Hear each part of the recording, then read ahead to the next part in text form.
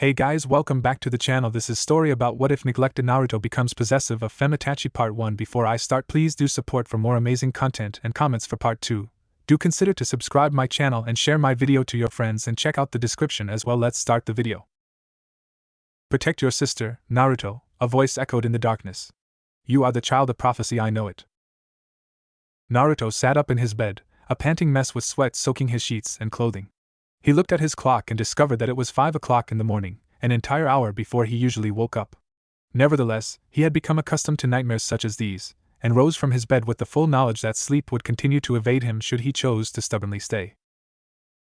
The death of his father and his mother had still haunted him, even after being given 2 years to come to terms with what had happened. On a day that was supposed to be filled with such joy, all he felt was immense sorrow. That night his sister was brought into this world, only for his parents to be taken away immediately after. Naruto? A gentle, feminine voice softly called out from the other side of his bedroom door. Already composed, Naruto turned toward his door and answered yes. As quietly as one could, the door was opened to reveal a beautiful woman with raven-colored hair and onyx eyes. She wore a simple, dark-colored blouse underneath a lightly shaded yellow apron. She looked down at the child before her and smiled sadly, the way she always did when she thought he wasn't looking. Having trouble sleeping again? The woman, her name Mikoto, asked after leaning forward to get to his level. Yes. Mikoto's expression grew a bit pensive as she looked at the boy she had taken in 2 years ago. Kushina, Naruto's birth mother, had always said that her son was mature for his age but mentioned that it came at a cost. He wasn't playful, friendly, or anyway sociable. Seemingly stern at all times, it was tough to crack through his proverbial shell and see the young child underneath. Despite herself, Mikoto smiled to lift the mood. Your brother and sister haven't woken up yet, and Izumi has gone on a trip with Fugaku. I was wondering if a strong boy would help me run some errands. I wonder if there is anyone in this house like that. She stroked her chin a bit and smirked as Naruto looked at her with a tilt of his head. Even Naruto was susceptible to clever paternal coercion. I can help you, Lady Mikoto, Naruto offered respectfully with a nod of the head. As he went into his closet to get dressed, Mikoto faltered a bit. 2 years, and he still spoke with her in such a formal way. She had never outright told him that he could refer to her as mother, but she'd be lying if she didn't relish such an idea. An eldest son, it was something she had always dreamed of having ever since Sasuke was born. Izumi was a great elder sister to Sasuke, but Mikoto wanted there to be a brotherly figure for her youngest to learn from and admire. I am ready, Naruto announced quietly after walking back into view. Mikoto smiled when she saw him, internally gushing over how much of a cutie Wutai he was. He was dressed in the clothes she had purchased for him, making him look like an actual member of the clan. A short-sleeved t-shirt with a high collar and a pair of short with shinobi sandals. Only his blonde hair made him stand out from other Uchiha children. Look at my handsome little man, she smiled with her hands on her hips. How did you get so handsome? Naruto blinked and shrugged his shoulders. My mother said that I got my looks from my father. Mikoto hummed. Well, she was certainly correct. As you get older, I'll have to fight the girls off of you with a stick, she said before chuckling to herself. Soon after, the duo walked through the kitchen to the exit, with Mikoto making sure to grab her handbag on the way. Naruto honestly had no clue where they were going, but it didn't matter. This woman was his host, and had taken him in when he had nobody else. He owed her more than a few favors. As they walked the streets, many people who were starting their days stopped and bowed at the two, or more specifically, Naruto. All non-shinobi in the village treated him with complete respect, always bowing and using the sama honorific when addressing him. He was the son of the 4th Hokage, after all the very man who saved the village from destruction. Mikoto frowned at the treatment, wishing that everyone would merely treat Naruto like an ordinary boy.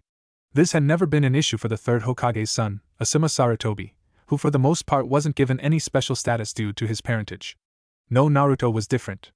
He was the son of the village's most celebrated, most revered hero. The two went to various stores and markets, buying several household supplies that they had been running low on.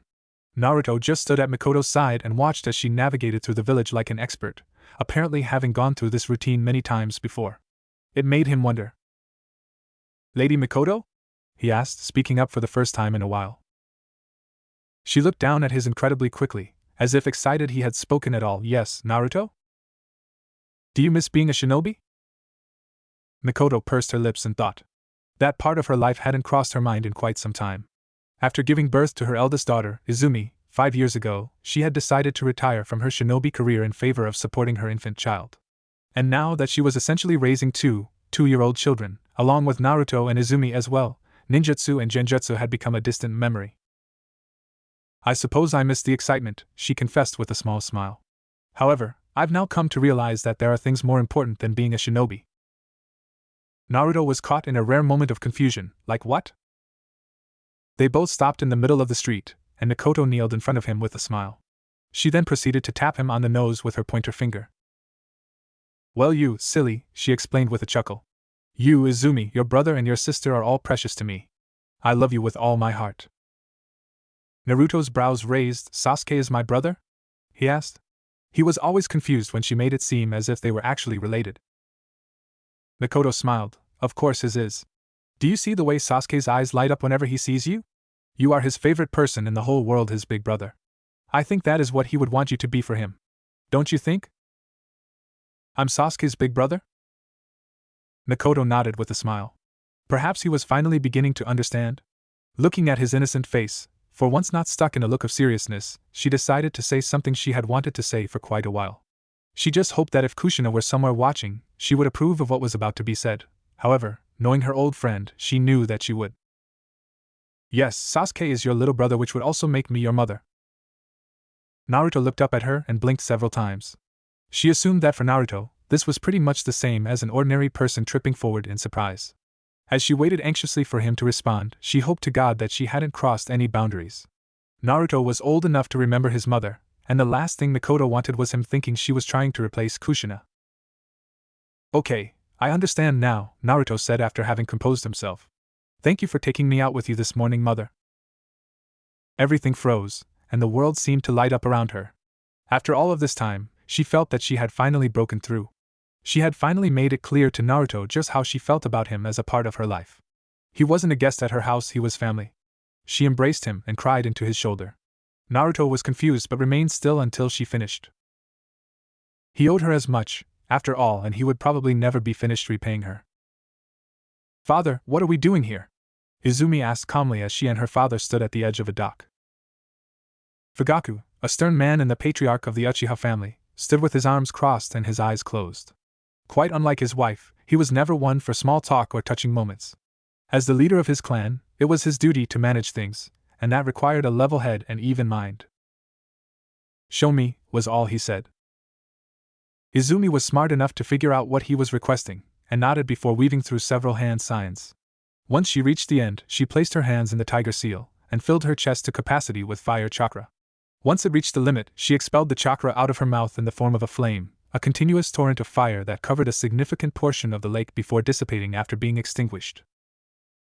Other than a widening of the eye, nothing much changed in Fugaku's demeanor as he watched his daughter's impressive display.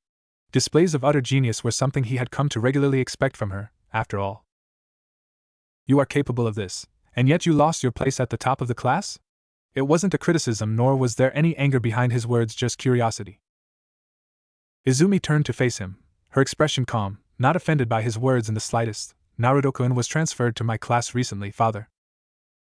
Upon hearing the news, Fugaku's shoulders sagged in a bit of relief.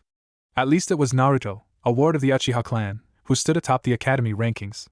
His worst fear was that some nobody would surpass his daughter for the top spot. He hated having to be so superficial, but such things mattered now that the clan's standing in the village had taken a steep decline.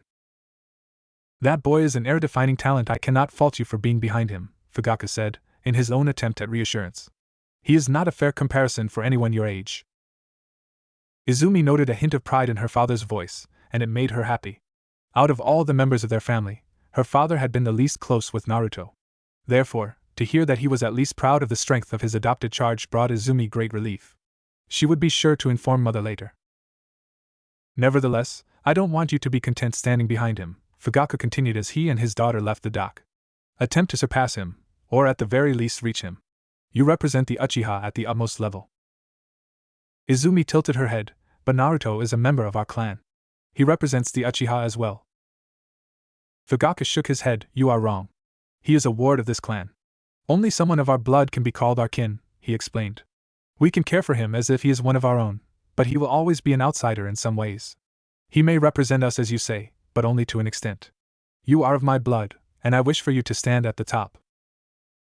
If Naruto is not one of us, then how does he have the...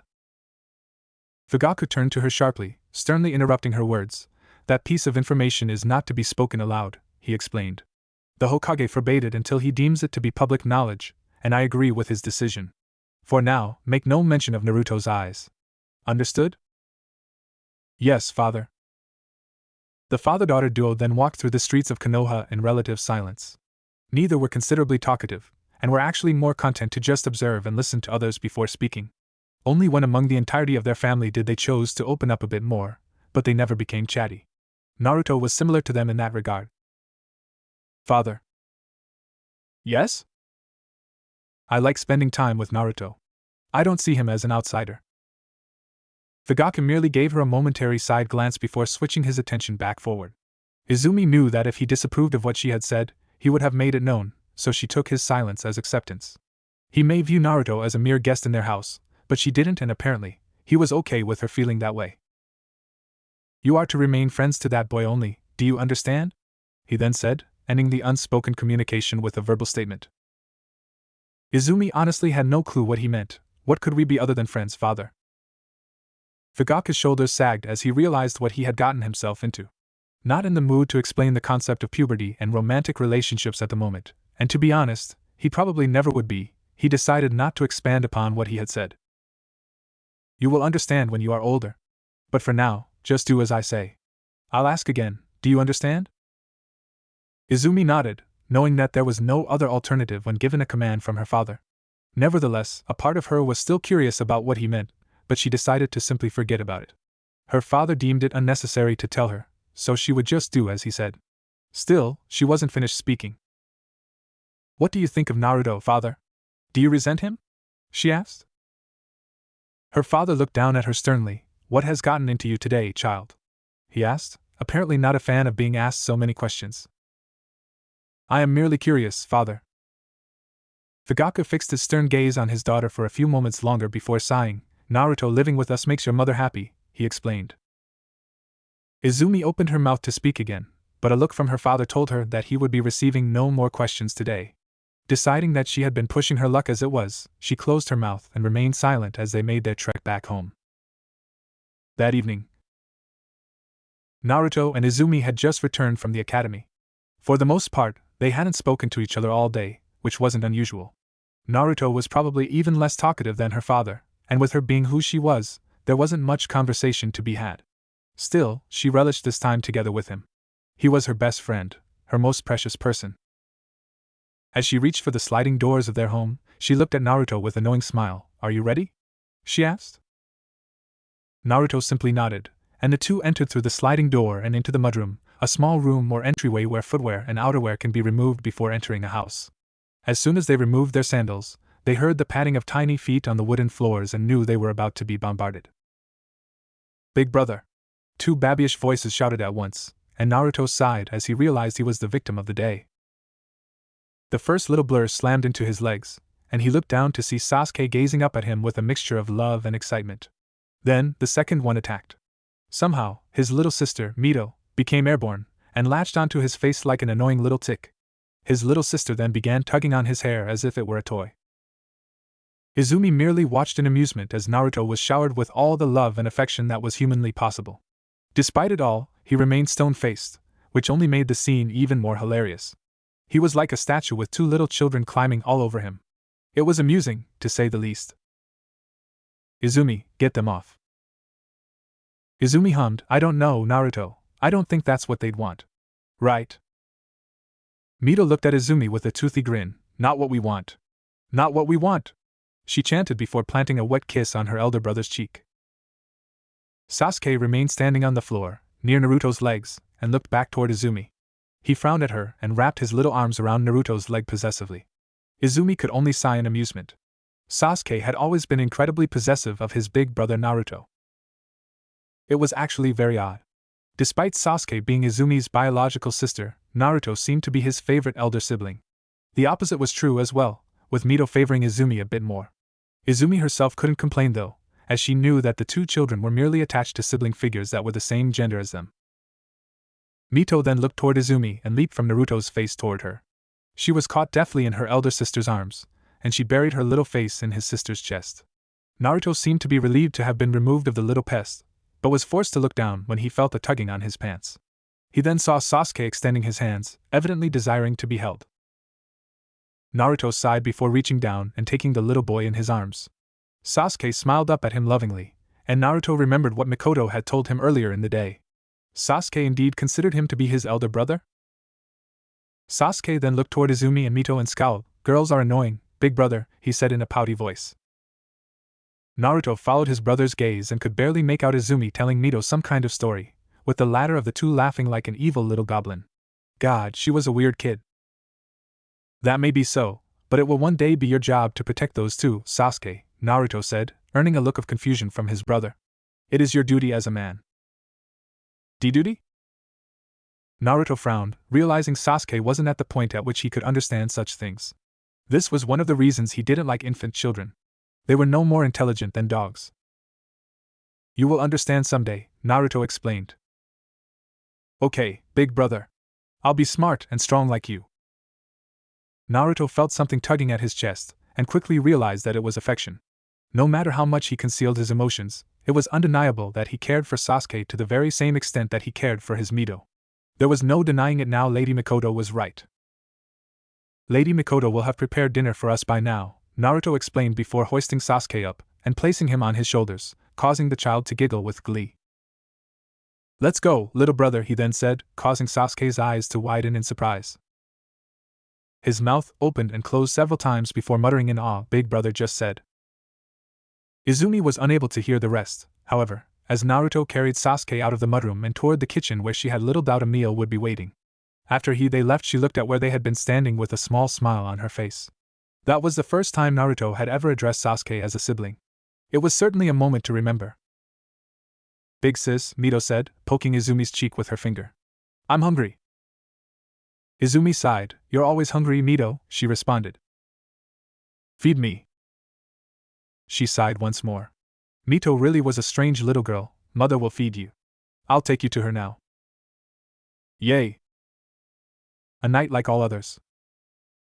Naruto stood in his room, alone, as sleep evaded him for yet another evening. The house was quiet, so he knew that everyone was fast asleep. He made sure not to make any movements that would perhaps wake anyone up, and just stared at himself in the mirror. His mother had been right all those years ago when she said he had inherited his looks from his father. The spiky mop of blonde hair, the cerulean eyes, and the angular face made him nearly a copy of the fourth Hokage. Only the strange, whisker-like birthmarks on his cheeks made him appear any different. He then, however, closed his eyes, only to open them once more to see a striking change. No longer were they like his father's baby blues, for they were now blood red, with two tomos surrounding the pupils. They were the Sharingan, the legendary dojutsu of the Uchiha clan. The eyes that reflect the heart, he mumbled to himself. If one were to ask how he awakened such eyes without any Uchiha blood running through his veins, he'd be unable to answer. Not even Lord Fugaku, the very head of the clan, had any idea why he had awakened the precious dojutsu. Nevertheless, he decided to take him in after making the discovery, not wanting the Sharingan to exist outside of the clan's control if he could help it. Kakashi Hatake already possessed one of their eyes, so they did not need another such person. Father, mother, he thought to himself, thinking back on the day they had died. He had been there, he had seen their bloody bodies struggling so very much to stay alive as they cradled his infant sister. Protect your sister, Naruto, was all his father managed to say before passing. You are the child of prophecy, I know it. To what prophecy was he referring? Naruto had spent quite some time trying to figure it all out, but he was no closer to understanding now than he had been 2 years ago. It had become so evasive that he ended up foregoing his goal to discover the truth. Suddenly, felt a knocking on his door. He quickly deactivated his Sharingan and quietly walked over to see who it was. To his immense surprise, it wasn't Lady Mikoto or Izumi. Lord Fugaku? Get dressed, boy. The man was fully clothed himself, looking as if he were prepared for duty. After giving his charge some time to get dressed, he gestured for Naruto to follow him before walking away. Not one to disobey, Naruto did as told and followed with confusion as he and his legal guardian exited the house into the darkened streets of Konoha. They were empty, minus the occasional person out purchasing items after hours, so they made it to their destination without any real setbacks. To Naruto's surprise, they entered a training ground, one adjacent to a river. The moon reflected off of it to create a beautiful scene. Activate your eyes, boy. It was then that Naruto realized Lord Fugaku's Sharingan was activated, shining a dull red in the darkness of the night. A fully matured Sharingan with 3 tomo. Naruto then focused the chakra to his eyes and opened them to reveal his very own crimson red Sharingan. Try to kill me. Naruto's eyes widened. Pardon, Lord Fugaku? The man's expression hardened. If you are to possess the eyes of the clan, you will know how to use them in battle, he explained. Now do as I say. If you do not fight with the intent to kill, you will be wasting my time. Almost before he could finish, he was forced to tilt his head to avoid being hit by multiple shuriken. He almost smirked at the boy's poise, absolutely no hesitation when given the order to fight. Seeing his initial attack did not work, Naruto began weaving through hand signs. Fugaku quickly mimicked the signs using his Sharingan, and they both finished simultaneously, announcing their jutsu with perfect synchronization. Fire style, Fireball Jutsu. 2 massive balls of flames, both equal in size, were expelled from their mouths. The 2 jutsu then collided in an inferno-inducing clash, canceling each other out with equal force. When the flames dissipated, Naruto was out of sight, but Fugaku's trained senses allowed him to step back before his ankles were grabbed by 2 hands that burst out of the ground. Earth style? Impressive, he noted aloud before weaving through another set of hand seals. His chest expanded with hot chakra before he released it all at once. Fire style, Dragon Flame Bombs. This jutsu was superior to the standard fireball and would incinerate the ground itself, forcing Naruto to escape above ground. Not even a second later, Naruto burst out of the ground several feet away from the blast radius, and was then forced to duck after Fugaku attempted to take his head off with a brutal kick. Now taijutsu, the man remarked, before seemingly doing his very best to beat the boy to a pulp. Certainly, he wasn't trying his best, but he was still surprised by the boy's prowess. His moves were refined. His blocks and dodges were perfectly timed, and not a single movement was wasted. He was beginning to experience firsthand the pure genius of this child. Suddenly, the boy flipped over his head and just barely managed to pierce Fugaku through the back, hitting a vital point and drawing quite a bit of blood. Despite seemingly mortally wounding his gracious host, Naruto appeared virtually unaffected, even with specks of blood littering his cheeks. He was unsurprised when he heard a voice speak up from behind him. So, your eyes can read through my genjutsu? Just as it was said, the Fugaku he had just pierced dissipated into the air, as if he had never been there in the first place, revealing it to have been an illusion. Yes, Lord Fugaku, Naruto answered before sheathing his kunai. He wasn't sure if his host had actually wanted him to answer the question, or if it was rhetorical, so he decided to answer anyway. The man's posture was relaxed, which told Naruto that the fight was now over. Naruto then bowed graciously and waited for Fugaku-sama to give him further instructions. Your eyes are keen, boy, the older man remarked. Not many in the clan can see through my genjutsu, yet you can. Thank you, Lord Fugaku. But you still have much to learn, Fugaku continued, not wanting to give the boy a big head. You and I will continue to meet here every evening after dinner to hone your eyes. Do you understand? Naruto nodded in understanding and turned to leave, assuming Fugaku-sama would do so as well. However, when he noticed he was not being followed, he turned around to see his new teacher standing exactly where he had been. Is there something wrong, Lord Fugaku? He asked. The man remained silent for several moments, his eyes closed and his arms crossed. He was indeed a problematic person to maintain a conversation with, similar to Naruto ironically. Are you not curious why I brought you out here, boy? Why I've decided to teach you? Naruto's head tilted a bit in confusion. He thought that Lord Fugaku had brought him out to train his Sharingan. Was there really something more to it that he wasn't quite understanding? For all of his genius, even Naruto could not read a person's mind. Fugaku sighed as he realized he would need to explain. My family has paid you a great debt, boy, he explained. My wife especially has gone far and beyond the call of duty when it has come to you.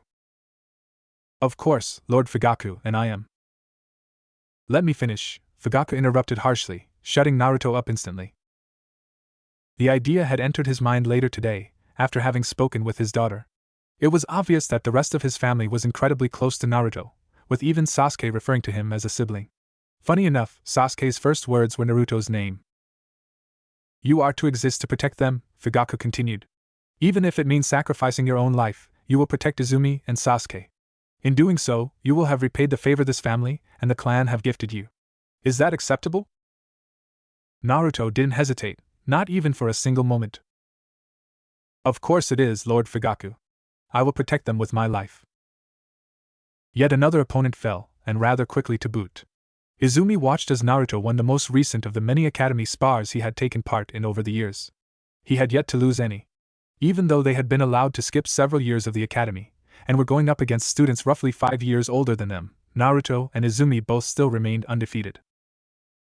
And the winner is Naruto, the instructor, much to the chagrin of the boys in the class. A 7-year-old continually defeating them hurt their egos quite a bit, Izumi assumed. Izumi just didn't get it. She had long since realized that Naruto was stronger than her, and never felt as if she herself was inadequate. Because, unlike the rest of her peers, she was able to recognize just how talented Naruto actually was. People often called her a prodigy, but in her opinion, Naruto was the real prodigy of Konohagakure. Congratulations on yet another victory, Naruto, she said after he returned to her side. Naruto shrugged. It was nothing impressive. You would have trounced him as well. His comments were heard by a couple of boys to their right, a group which included the very student he had just defeated. From what Izumi could remember, the boy's name was Tenma Izumo. He hailed from a relatively obscure clan, but still remained incredibly prideful of his lineage. Predictably, he did not take Naruto's words well. What was that you said, brat? He asked as he and his friends came forward. Naruto himself merely gave the group of bullies a glance and said, My apologies, I didn't mean to offend you. Tenma clenched his teeth in irritation. He hated Naruto and Izumi both, but Naruto especially. Why were they allowed to skip grades? Why would they be allowed to graduate early? And most of all, why was he unable to defeat them despite his best efforts? It wasn't fair in his opinion. You know what?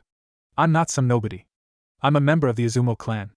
We may not be as powerful as the Uchiha, but we're not weak, Tenma growled. I was unaware your clan existed, Tenma. That is interesting. Please tell me about them.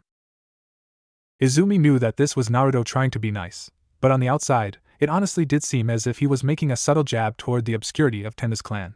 Naruto's lack of experience with socializing would sometimes bite him in the butt, leading to awkward conversations and situations.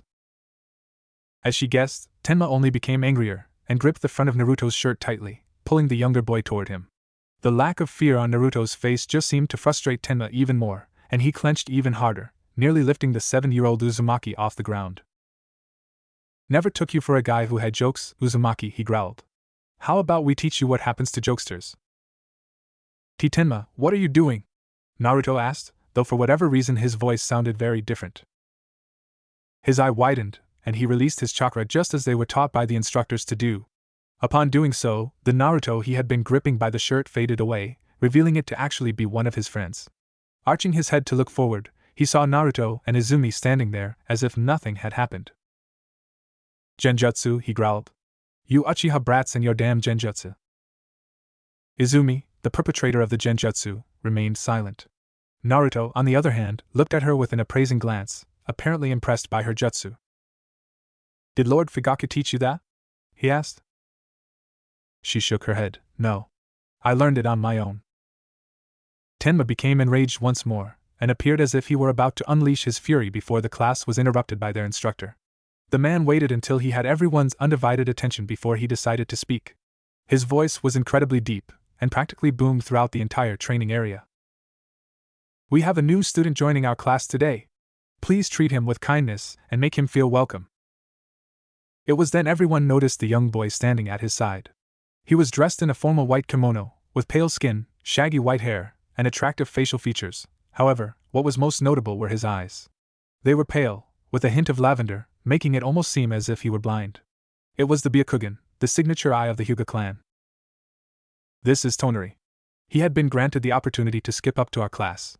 I'd like for all of you to do your best to help him get caught up to the current curriculum. Remember, as future Konoha shinobi, you must learn to care for and assist your comrades. Do you understand? The instructor. Yes, sensei, everyone said in unison, clearly not enthused at all. Naruto, however, was curious about the boy in front of him, and subtly activated his Sharingan, an action only noticed by Izumi, who raised a brow at the display. Naruto rarely took an interest in others, so to see him going as far as to activate his Sharingan meant that he saw something that intrigued him. What do you see, Naruto? His response took a few moments to come out. His chakra is strong and strange as well, was all he said before his eyes returned to their cerulean blue color. Izumi looked away from the new student, shifting her attention entirely to Naruto. How so? She asked. I can't explain, Naruto revealed. All I can say is that it is very potent. Izumi was beginning to get intrigued as well, like yours? She said. Naruto nodded. It is close. This boy had chakra that rivaled Naruto's? That was something Izumi thought that she would never hear. The son of the fourth Hokage had massive reserves, rarely ever tiring or running low on chakra. She was aware that it was a trait of the Uzumaki clan, but also noted that Naruto's chakra was particularly powerful, even by their standards. Geez, another little brat is joining our class? Tenma complained. He figured this kid would be unreasonably strong as well. Oddly enough, the new kid, Tonari as he was called, ignored all others and headed straight for Naruto. It was like he was being attracted by some kind of invisible force, weaving through everyone else until he was face to face with the number one student in the class. You must be Naruto, he greeted, his voice calm. The honorable son of the fourth Hokage and ward of the Uchiha clan. Then veins became visible around Tonari's eyes and temples, a sign that he had activated his Byakugan. He seemed to scan over Naruto's body, similarly to how Naruto had done to him earlier. However, the Byakugan was unique in the sense that it could literally see into a person's chakra coils. Therefore, Tonari was quite literally looking into and through Naruto. And your chakra is amazing, as expected, Tonari finished, deactivating his eyes. I hope that my chakra impressed you as well when you took your little peek, Naruto. So he noticed Naruto observing him earlier? That was admittedly pretty impressive, demonstrating that Tonari was at the very least an incredibly perceptive individual. Izumi, however, assumed that there was far more to this boy than just an intelligent mind. You are a Hyuga? Naruto asked, not commenting on Tonari's previous statement. Tonari smiled and shook his head. I am as much of a Hyuga as you are an Uchiha, Naruto. Quite like yourself, I am simply a guest to the clan. Naruto's eyes narrowed. You seem to know quite a bit about me. The tension was beginning to get a bit high, mostly due to Naruto's reclusive nature. He didn't like people knowing a lot about him, especially strangers. This Tonari fellow was demonstrating knowledge regarding information that he shouldn't know at all.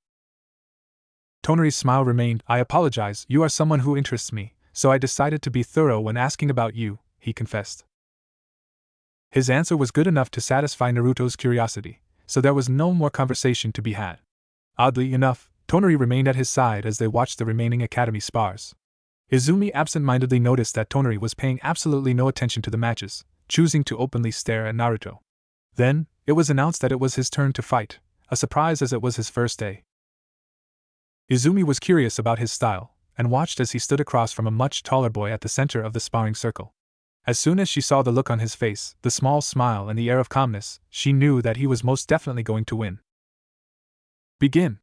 The instructor ordered, bringing his hand down to signal the beginning of the match. It happened quickly. The larger boy lunged forward, faster than most in the class would be able to. But Tonari weaved past the punch and delivered a palm strike into his opponent's abdomen, sending him staggering back. The boy clenched his stomach in pain, having apparently suffered internal injuries due to the attack. The match was clearly over. However, Tonari didn't seem to agree, and blurred forward in an impressive showing of speed to give the finishing blow a second strike which would undoubtedly leave long-lasting damage. The academy instructors panicked, but were unable to move quickly enough to stop it in time. If left unable to defend himself, this boy would be hospitalized. Izumi felt a slight shift in the air next to her and smiled as she realized things would be okay. Right before Tonari could hit his opponent again, a hand quickly gripped his wrist in a vice.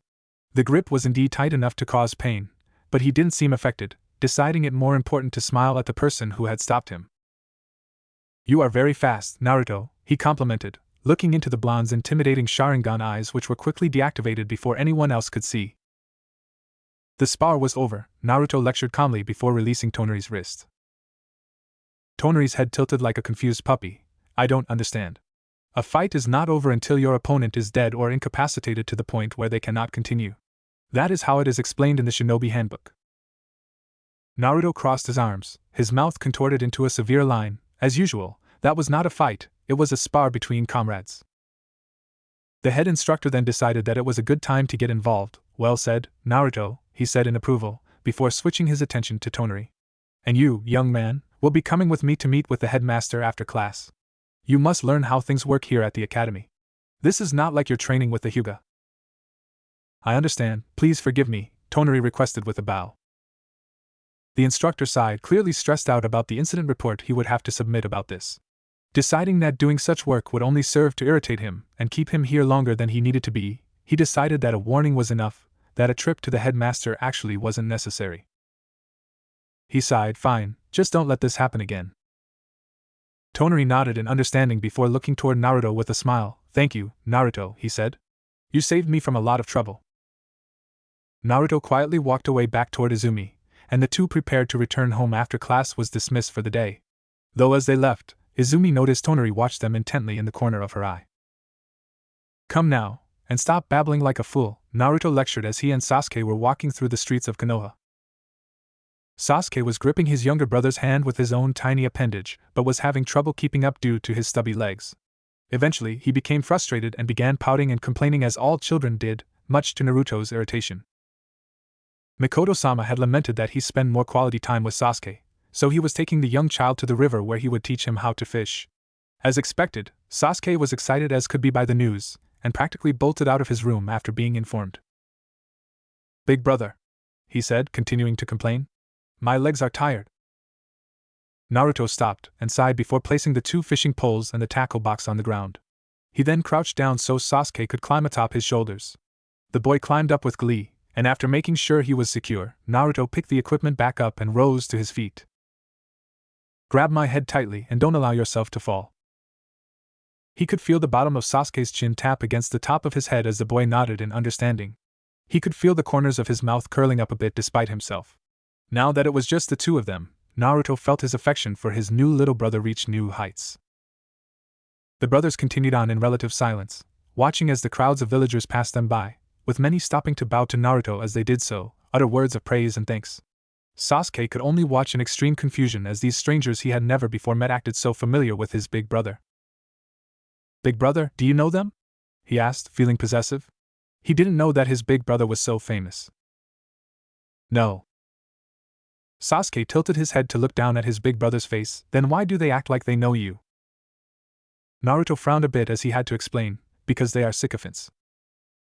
Is being a sycophant the same as being friendly? No, Sasuke, Naruto responded tersely. It is not. Even Sasuke, as young as he was, could tell that his big brother didn't want to talk about it anymore, so he held his tongue. His brother always had a way of answering questions in a way that made things even more confusing. Sasuke even asked his mother once why that was, and all she said was, "Your big brother is a smart boy," and continued on making dinner. Deciding he didn't like the silence, Sasuke spoke up again. I'm going to catch a big fish, big brother, he declared with a megawatt smile. So big that it could feed the whole clan. Naruto looked up to see his little brother's happy face looking down at him, and couldn't help but smile himself. You have to learn how to catch fish first, Sasuke. After that, you can get to work feeding the clan. Yeah, but you'll be teaching me, big brother, Sasuke responded. You're the best at everything. Naruto's smile persisted. Actually, Izumi is much better at fishing than I am, he confessed. Sasuke looked down, his expression aghast. Nua, big brother. You're lying, he said, not believing it for a second.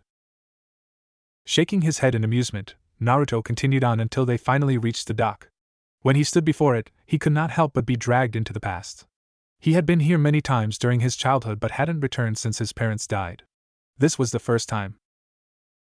We're here, Sasuke, he announced quietly before placing the equipment on the dock and lifting his brother off of his shoulders. Opening the tackle box, he pulled out two fishing bobbers, a plain one for himself, and one designed to look like the Uchiha emblem for Sasuke. The two siblings then tossed their lines into the water, with Naruto doing the majority of Sasuke's work for him, and sat in silence as they waited for a bite. Why would a fish bite a hook, big brother? Sasuke asked, ending the comfortable silence. Naruto looked at Sasuke from the corner of his eye. Because, Sasuke, the lures at the end of our lines attract the fish, and trick them into thinking that they are biting food. That's dumb, big brother. I wouldn't fall for that. I would hope that you wouldn't, Naruto continued with a slight smile. Fish are not intelligent creatures, at least when compared to humans. They are easy to trick because of this. His explanation seemed to be satisfactory, as Sasuke bounced his head up and down and turned back to watch his bobber floating on the water's surface. His big brother told him that when a fish bit on his hook, the bobber would be pulled underwater, and when it did, he would have to pull on his fishing rod and reel it in, whatever that meant. He was just going to pull on his fishing rod really hard. Naruto waited calmly, watching both his and Sasuke's bobbers with his keen eyes. There was the possibility that Sasuke wouldn't be able to react fast enough to catch a fish since he was so young, so Naruto was ready to help as soon as he needed to. Hey, big brother. Who taught you how to fish? Naruto felt memories bombard his mind at the question. My father taught me, he calmly explained. Sasuke was a bit surprised. Father taught you? Asked. Then why isn't he the one teaching me? Naruto shook his head. Your father and my father are not the same people, Sasuke. Sasuke's eyes widened in surprise, and his blood went cold at what he heard. How was that possible? How could his big brother have a different dad? That was impossible. Then, how are you my big brother? Sasuke asked, scared of what the answer might be. Naruto remained calm, having known this day would eventually come. You parents were kind and took me in when I had no home, Sasuke, he explained.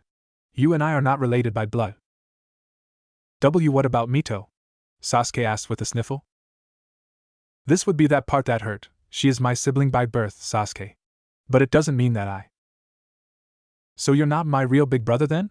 Sasuke interrupted immaturely, standing up to his feet. I bet you love Mito more. Of course not, I. No! Sasuke shouted, not wanting to hear any of it. You're not my real big brother. You're a liar, and I hate you. He then threw his fishing rod into the river and ran off in the opposite direction toward their house. Naruto watched him go with a somber expression. This had definitely not been how he had expected today to go. He looked back toward the water and saw Sasuke's fishing rod floating at the surface. The rod had belonged to him when he was a child, and was a gift from his father. He had intended to pass it on to Sasuke today, but it seemed that would now be a fruitless endeavor. Sighing, he made a cross-like hand seal, and in a puff of smoke, a perfect replica of himself appeared at his side. It was a solid clone, created through the use of the Shadow Clone Jutsu. He then turned toward his clone and spoke calmly, follow him from a distance, and make sure he gets home safely. The clone nodded before leaping up and landing on the nearby rooftops, which he would use to follow Sasuke while remaining unseen. Once that was taken care of, Naruto focused chakra to the soles of his feet and began walking on the water's surface to retrieve the fishing rod. Once he reached it, he took it in his hands and looked at it with a sad smile. So many happy memories were created with this very fishing rod, and he had hoped that he could use it to create even more with Sasuke. This was truly a saddening day. He then saw his reflection on the surface of the water, and was reminded of something. 3 years ago. Don't fall behind, Naruto, Minato warned with a smile as they made their way toward the dock. The fish will all swim away before we get there. Naruto hurried forward to reach his father's side. Sorry, father, he said. Suddenly, his father grabbed him by his waist and lifted him up so that he could sit on top of his shoulders. Naruto looked around and noticed everyone in the village was looking at him and smiling. Everyone loved the Hokage and his son, and found the entire scene to be incredibly sweet. Naruto decided to ignore them, as usual. An odd trait for a child, Naruto liked it when things were quiet. It allowed him to observe the vast and exciting world around him without any interruptions. There was so much for him to see, so much for him to learn, and quite honestly, the possibility of learning about it all was one of the few things that actually made him excited. We're here, Naruto, Minato said before setting down the fishing rods and placing his son in the dock. It took a few moments for his father to get everything set up, so Naruto settled for looking around the river. He saw many organisms coexisting in this beautiful ecosystem, and was fascinated. He then looked down at the water's surface and saw his reflection, watching as it copied his every expression and movement. It's like a mirror, father, Naruto commented innocently before looking back up to see his father extending a child-sized fishing rod toward him. It is beautiful, isn't it?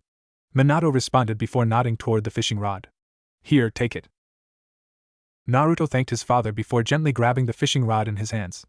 He looked over it, and could tell that it was a bit old, definitely not something his father purchased recently. My father gave this to me when I was your age, Naruto, Minato explained with a smile. And now I'm giving it to you. Naruto's eyes widened. It's that old? Minato leaned his head back and laughed a bit before responded. What are you saying? He asked. That your father is an old man? Naruto nodded. You're much older than me, father. Minato chuckled a bit more before sitting on the edge of the dock and gesturing for his son to do the same. They both then cast their lines and waited patiently to get a bite. Naruto. Yes, father? Minato looked at his boy with a somewhat severe expression. Someday, when you're older, And when that fishing rod is too small for you, I want you to pass it on to someone that is precious to you so they can enjoy it too. Do you understand? Naruto nodded. Yes, father. I understand. Satisfied, Minato ruffled his son's hair before looking back at the water. Alrighty then, let's catch some fish so your mother can cook us some dinner. Present. Naruto remained standing on the water's surface, content to just stare at the gift his father had given him those years ago. Whenever he was reminded of his parents, he felt himself flooded with sadness. Memories which would have once been considered pleasant were now wrought with reminders of what he had lost. Suddenly, he felt a familiar chakra signature appear behind him and looked over his shoulder to see who it was. So, you know how to walk on water already as well, Naruto? Tonari asked with a smile, standing roughly 5 feet away from his new classmate. What are you doing here? Naruto asked, not at all in the mood to talk. Tonari smiled. I already told you that you are a person who interests me, Naruto. So you're following me around now? Tonari nodded, seemingly unashamed. Naruto was a bit surprised that it took until now for him to sense Tonari's presence, but chalked it up to the white-haired boy being able to suppress his chakra. It was yet another sign that this person was not normal, and he was quickly beginning to find himself on Naruto's radar. I saw what happened with your younger brother, Tonari commented, causing Naruto to tense up. I was sorry to see that. I hope you guys can rekindle your relationship. Maybe. He was interrupted as he was forced to take a step back as Naruto was nearly instantly within an inch of his face, his Sharingan blazing with anger. He noted just how fast Naruto was to be able to get so close to him before he could blink, but then noted the glare he was receiving. Did I overstep my bounds, Naruto? He asked with his signature smile. Stay away from Sasuke, Naruto warned. Sharingan eyes that would have intimidated almost anyone else seemed to peer directly into Tonari's soul. Tonari put his hands up in a placating gesture. I will, Naruto, I assure you. It is only you that interests me. I did not mean to give you the wrong impression. I hope you can forgive me. Naruto stared at Tonari, his expression calm and his eyes blazing with fury. He knew that a part of his anger stemmed from the loss of his bond with Sasuke, but a genuine piece of him was beginning to get sick of this Tonari fellow rather quickly. Stay away from me as well, he warned. His eyes then narrowed as the boy across from him chuckled. I cannot do that, Naruto, Tonari responded. Can you not feel the connection between us? It is invisible, yet I can feel it so clearly. Naruto's eyes narrowed. This individual was proving to be more than just a bit odd. No, this was seeming more like a growing obsession. Naruto had no idea what connection he was referring to, but if Tonari didn't back off, they were going to have problems. While he was never a fan of violence or fighting, if someone began following him while he was with his loved ones, he'd defend what was precious to him. Follow me again, and you will be met with more than just a warning, Naruto said. Please do not make me need to take action against you. And with that, in a swirl of leaves, he was gone. Tonari merely looked at where he was standing with a smile. So he can use the body flicker jutsu too? When Izumi arrived home, she certainly expected to be met with the presence of a small child. Her mother had taken Mito out to run errands, which left Sasuke alone to spend the afternoon with Naruto.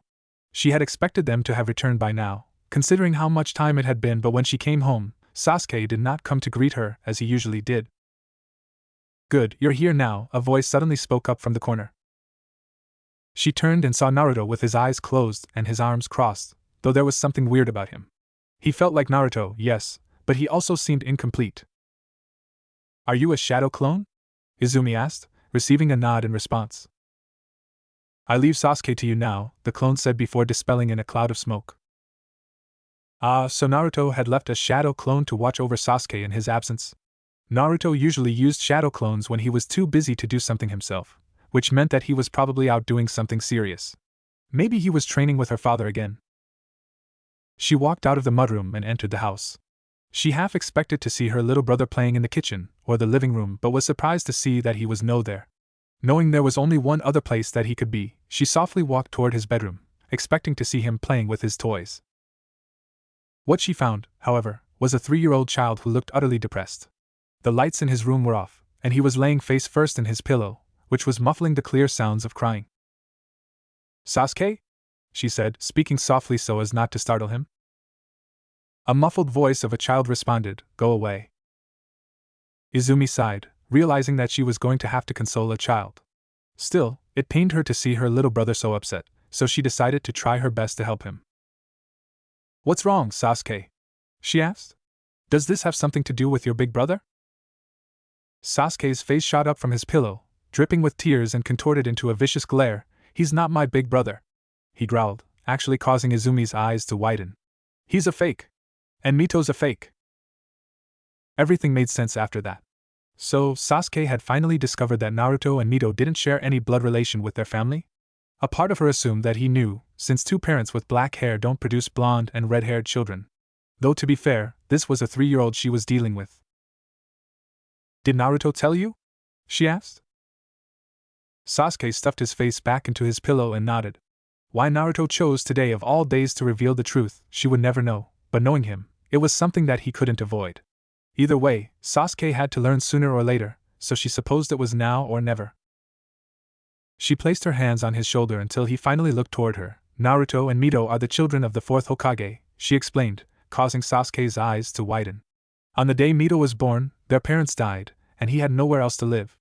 Our mother was friends with their mother, so she took them into our family." "So it's true?" Sasuke mumbled to himself before crying once more. It was clear that a part of his was hoping it was a lie or a joke. Izumi decided that it was time to bandage this emotional wound. Her mother would certainly be the person most suited for this task, no doubt, but she wasn't here, so Izumi figured Sasuke would need to settle for her instead. She thought long and hard before finally speaking. "Naruto loves you, Sasuke," she explained softly. "And no matter what you say now, I know that you love him. You two are not related by blood, that is true, however, your bond is even greater than that.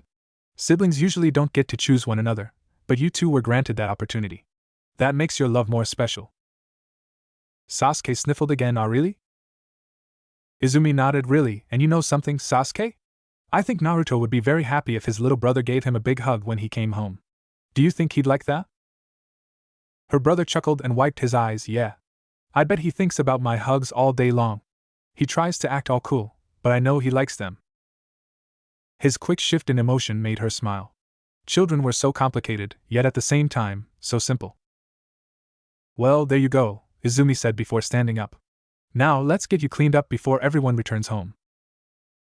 They prepared to go to the bathroom, but were interrupted by the sound of the sliding doors of the mudroom opening.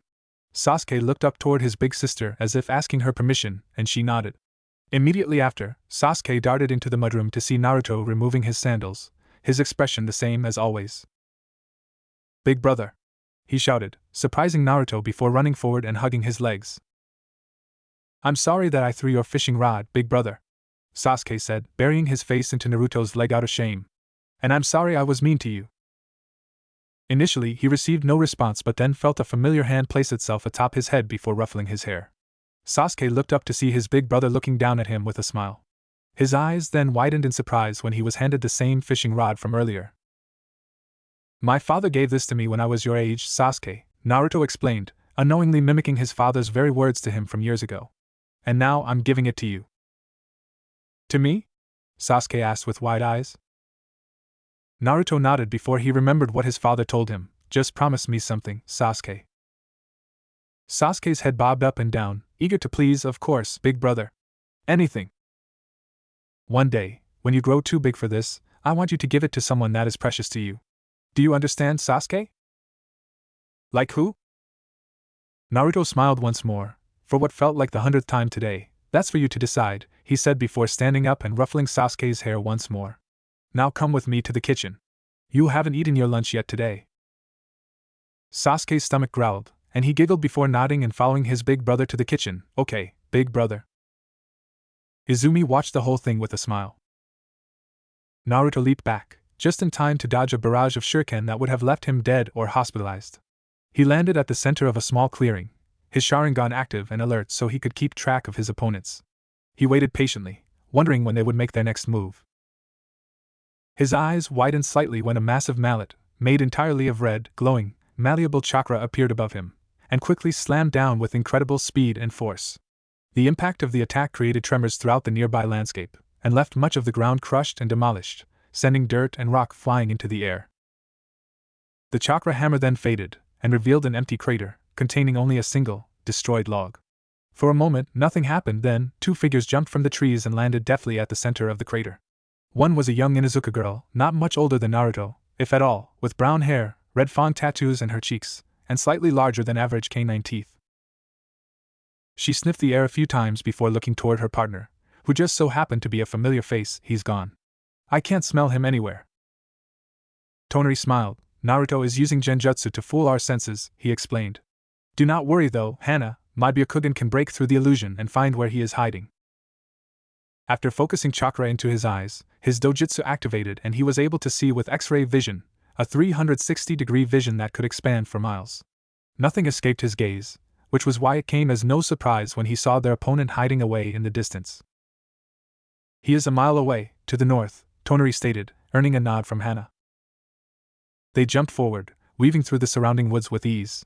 Raised in the land of fire, they were both as comfortable in the trees as they were on the ground, so travel through thick forests more like second nature than anything else. As they got closer to Naruto's location though, Tonari noticed something approaching them at breakneck speeds. Hana, go to the right, he advised before dodging to the left.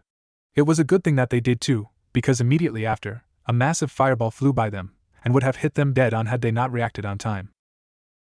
They heard the explosion created by the impact of the fireball in the distance behind them, but continued pressing forward, ignoring the plume of smoke looming in their rear view.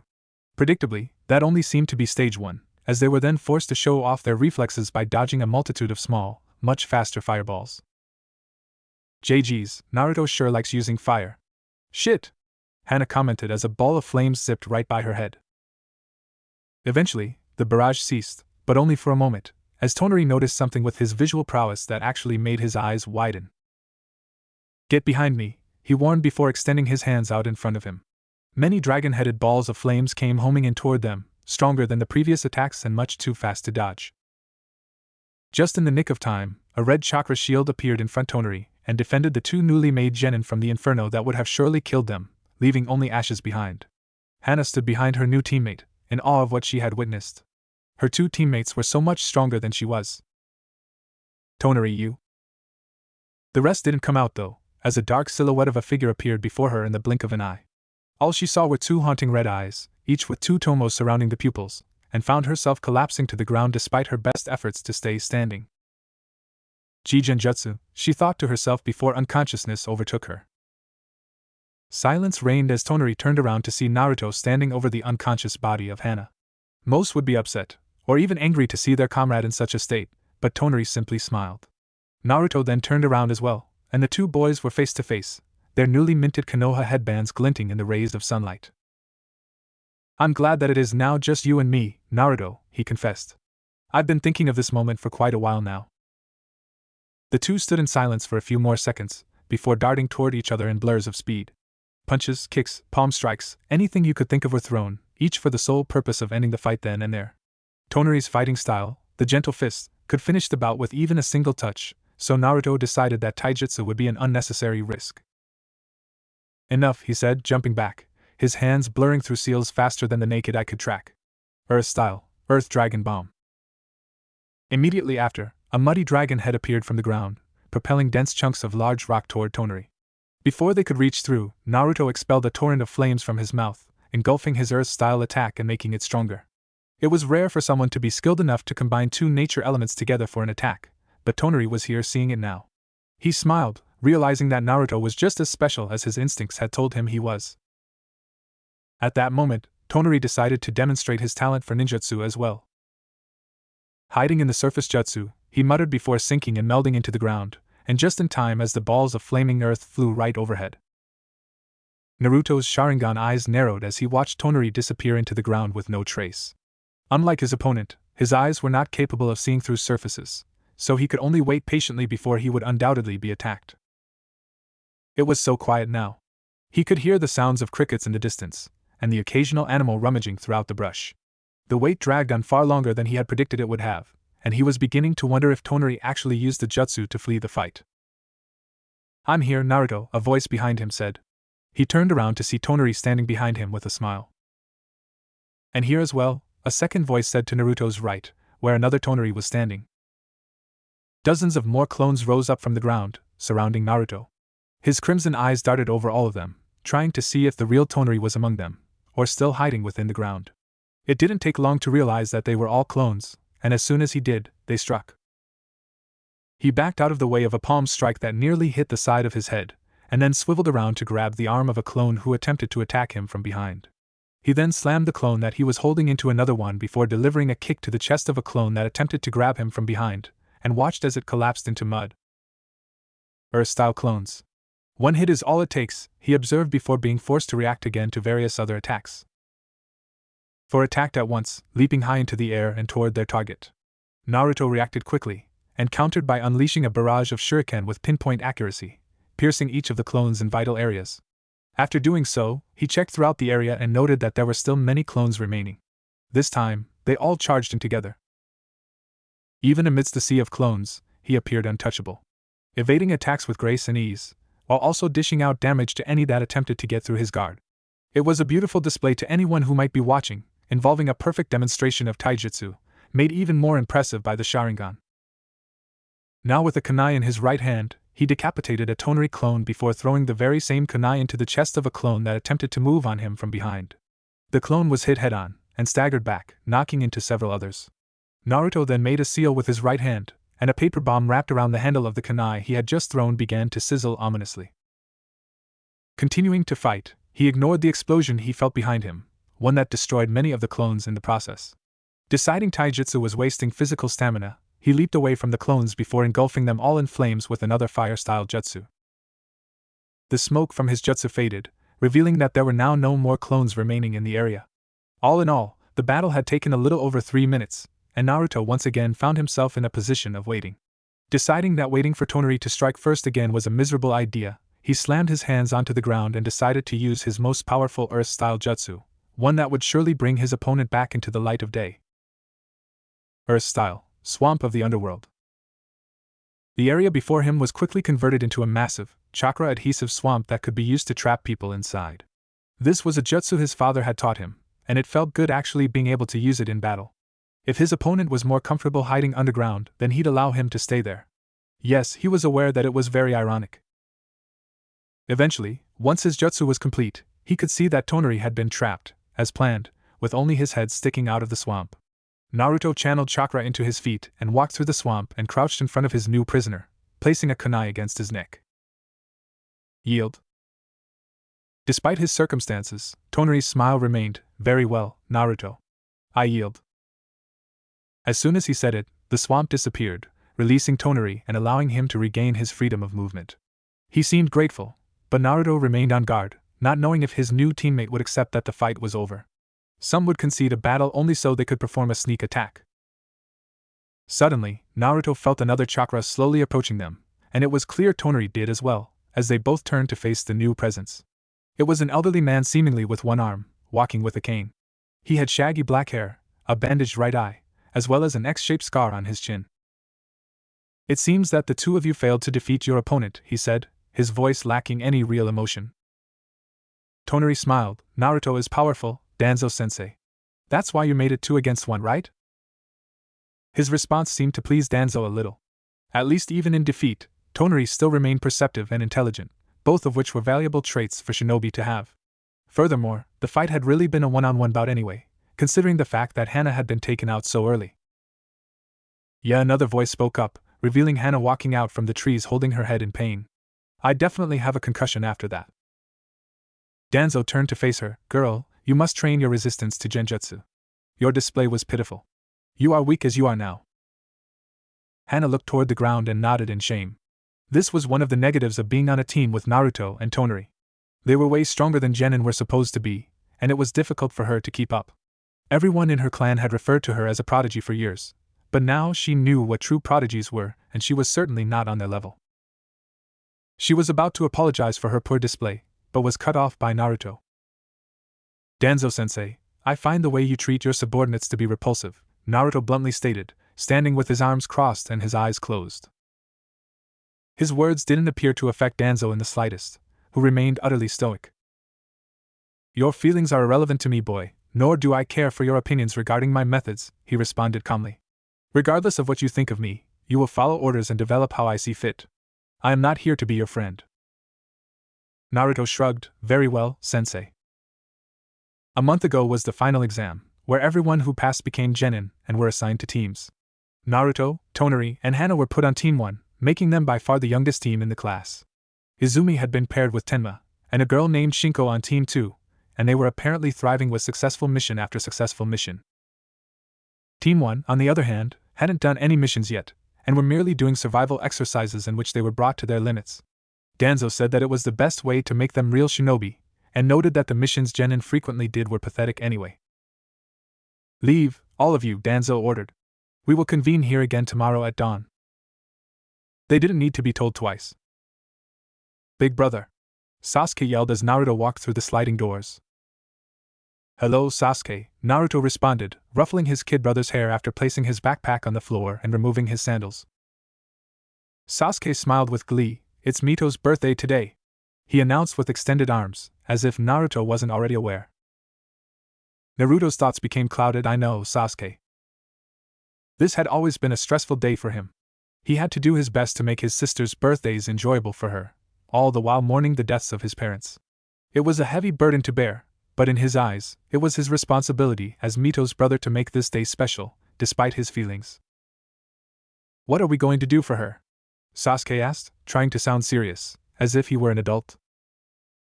Naruto chuckled. "She'll have her party this evening, where you will both enjoy all manner of tasty treats, no doubt," he explained, making his brother's mouth water. "I'll be quick this time, so Mito can't eat all of the food herself," Sasuke declared, as if it were a self-imposed mission. Naruto deadpanned momentarily. His sister was like a little black hole when it came to food. She could, quite literally, eat all the food at the party if Mikoto-sama didn't stop her. Then, she would weep comically as she watched people eat the food that she viewed as hers. "Be careful, little brother," Naruto warned with mock seriousness. "Mito has been known to bite people that threaten to take her food." Sasuke nodded in understanding, with a severe look. "I know. One time she bit my ear and wouldn't let go." Naruto sighed, believing Sasuke completely. Another presence then made themselves known, when Mikoto-sama peeked in the mudroom with a smile. "Ah, Naruto, you've returned from your team training," she said with a smile, glad her son had returned. Naruto nodded. "Yes. I hope you had a good day, mother." She smiled.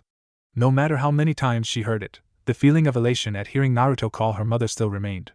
He still called her Mikoto-sama while in public or when Fugaku was around, but still, the very fact that he called her mother at all meant a lot. "I did, thank you," she responded. "It was busy but fun. Your sister's party is all set up and ready to go." A few hours later. The rest of the evening leading up to the party went pretty smoothly, and the guests soon began funneling into the Uchiha compound. The party mostly consisted of other clan children, including those from the Hyuga, the Nara, the Yamanaka, the Akimichi, the Aburame, and the Inuzuka. Naruto stood at the side as he watched his sister playing tag with her friends, feeling a bit out of place in this environment. He found it a bit depressing that he was more comfortable in battle with a kunai in his hand than he was at his own sister's birthday. When he noticed Izumi approaching, he did his best to hide his discomfort. "Mito seems to be enjoying herself," Izumi remarked after reaching his side. Naruto nodded. "Yes," he said in agreement. "All that matters today is that she is happy."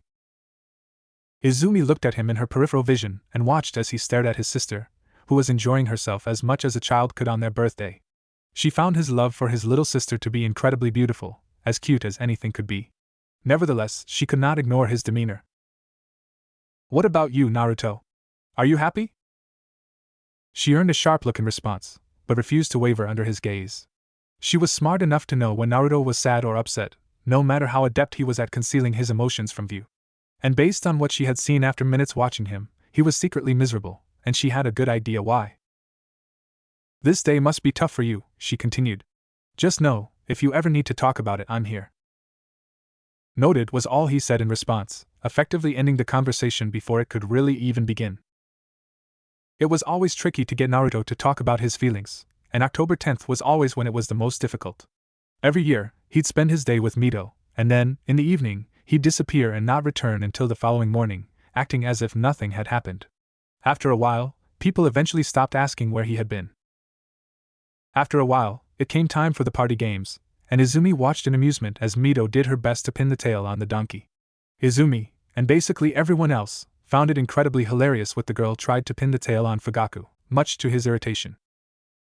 Then came the feast, which was the only word that could be used to describe the sheer amount of food her mother had amassed for Mito's party. Any type of meal a person could imagine was there, especially dessert, which included cake, cupcakes, muffins, pastry, and much more. Finally, came the main event of the evening, the gift-giving ceremony. Mito sat in a chair, receiving various presents from guests and family alike. Makoto in particular gave her a toy set, and Izumi gave her some rubber kunai knives. The funniest gift was from Sasuke, who gave her a lifetime supply of free hugs coupon, clearly Makoto's idea, much to everyone's amusement. Eventually, it became Naruto's turn. He hid his gift behind his back as he approached his little sister's seated position. Quite honestly, he was a bit excited to present this gift to his sister, since it was an item that had been very close to his heart for some time. His mother's hair clip. Years ago. Mother, Naruto said as he watched his mom working in the kitchen. She looked over her shoulder and smiled, all the while still cutting vegetables without even looking. Yes, Naruto?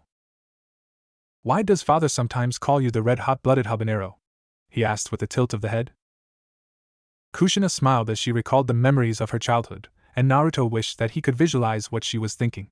His mother was a lovely woman, who doted on him since the day he was born. Though, at the same time, she could be a strict disciplinarian unlike his father, who didn't have the stomach to yell at him. Well, it's a long story, Naruto, she explained. But in short, it's because I used to beat up the bullies at the academy. After a while, they started to fear me, and began calling me the red-hot-blooded habanero, due to my red hair and my fiery temper. Naruto blinked twice. Now that was something he could believe. His mother was not the victim type, and definitely didn't need protecting or saving like some damsel in a fantasy story. Why did they bully you? His question only seemed to make his mother smile even more. She then stopped what she was doing and kneeled down on the floor to get to eye level with him. Then, she grabbed his hand and placed it on her hair. Naruto noted that it was very soft, but was still confused. They bullied me because of my red hair, Naruto, she explained. And because I was a foreigner. Naruto's eyes widened slightly. They picked on you for that? He asked, not believing that people could be so cruel. But your hair is so pretty. His mother smiled at his words, and he found it to be the most beautiful expression he had ever seen. Present. What did you get me, big bro?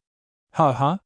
Mito shouted in excitement, looking so much like their mother that it made Naruto's heart skip and wrench all at once. Her hair was identical to their mother's in absolutely every way.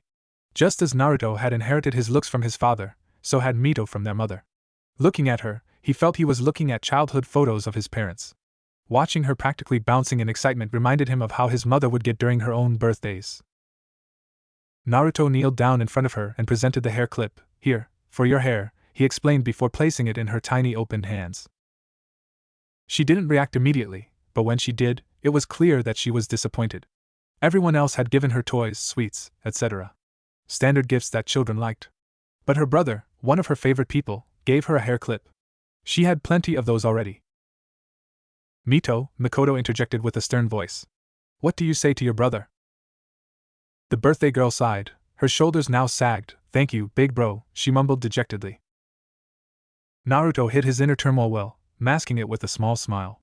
He had been dreaming of the day when he'd be able to pass on his mother's hair clip to his sister for quite some time now, and certainly hadn't imagined it going this way. Now he felt horrible. Can we all play now, mommy? Mito asked, wanting to move on and play with her friends.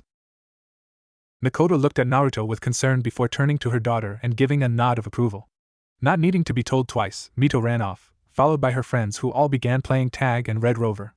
Soon, everyone else spread out around the yard as well, with only Naruto having not moved from where he was standing, his eyes locked onto something that was lying on the grass. Izumi looked at him, a bit confused, and walked toward him to see what was the matter. When she saw what he was looking at, it made complete sense. Before going off to spend time with her friends, Mito had dropped the hair clip onto the grass without any worry. Naruto. He stared at the hair clip with an expressionless face. He remembered the day when the hair clip had come into his possession, when he retrieved it from his mother's corpse on the night of the Kyuubi attack. When he found his parents, bloodied and bleeding to death from gaping stab wounds in their stomachs, cradling his sister, as if she was the most precious thing in the world, he supposed he instinctively took it off of her, as a way to keep her memory close to him. Without a second glance or any words, he stepped over the hair clip and left the party. Izumi, who could not bring herself to chase him, leaned forward and gently picked the hair clip out of the grass. Looking over her shoulder, she saw Mito resting on the grass after having run her little heart out. She approached the birthday girl, crouched in front of her, and before Mito could react, she felt a hair clip being placed in her hair, in the exact same style Kushina had worn it in the past. Having not expected it, Mito looked at Izumi in confusion. "What did you do that for, big sis?" Izumi merely smiled. "It looks good on you. You should wear it from now on." Mito pouted, "But it's just a hair clip. I already have lots of those." Her crimson hair was then ruffled affectionately by her elder sister. "It would make your big brother really happy if you wore this. In the past, someone very precious to him used to wear it." The birthday girl's eyes widened. "Is it really that special?" she asked. "It is," Izumi responded. "One day, you'll learn just how special it is. But for now, just know that it's something your brother has cherished since the day you were born. He's dreamt of giving it to you for a while." Mito lightly placed her hand on the accessory now holding her hair in place, realizing that its value was more than met the eye. She smiled, realizing that her brother must have put a lot of thought into giving this to her. "I'll never stop wearing it," she declared, making her sister smile. Izumi just wished that Naruto could have been here to hear that. It was now much later in the evening, and Naruto found himself at the place he snuck into every October 10th. The graveyard was completely empty now, with all those who had been mourning the deaths of the Kyuubi attack having long since left. Kneeling before two graves, in particular, Naruto's face belayed nothing of what he was feeling inside. One of the tombstones, the one of the left, was decorated with many, many ceremonial offerings. It was his father's gravestone, and people often made offerings to it out of respect, in remembrance of him saving the village. Right next to it was his mother's gravestone, which was bare of any gifts or decorations.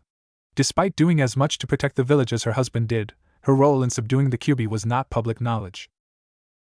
"Father, I have been doing what you asked of me," Naruto muttered, his quiet words feeling loud in empty expanse around him. "I've protected Mito, and will continue to do so for the remainder of my days. I just wish you could be here to see her. She is so much like Mother." After saying those words, he turned to his mother's stone and continued. "And Mother, I've done as you told me as well. I've been eating well, I've been trying to get plenty of sleep, and I've followed the 3 shinobi prohibitions. I've trained as hard as possible, always with you in mind. I haven't made many friends, but I suppose Izumi would count as one. And finally, I've tried to be happy like you asked, but it's hard." Naruto's expression remained blank, but there were now tears streaming down his cheeks. His yearly vigil at his parents' grave had always been a trying experience for him, as it was the one time a year he allowed his sorrow to spill out. He then leaned forward, practically slamming his forehead into the dirt. His shoulders began to tremble as he was now racked with sobs, unable to keep his composure any longer. "Mother, father," he muttered through tears and clenched teeth. "I'm not like you, I'm so weak." A light rain then began to descend from the sky, before turning into a downpour. The water dripped and flowed over his bowing form, and the ground became muddy, dirtying his hair and clothes. Nevertheless, like always, he ignored the discomfort and continued on, refusing to move even an inch until morning. At least the rain did a good job of masking his tears. The silence was beginning to make him nervous. Despite all his experience and poise, this was no ordinary mission. The moon seemed to be his only ally as he leaped across the rooftops, doing his very best to remain undetected. Despite his anxiety, his movements were perfectly timed, and his black cloak kept him completely undetectable.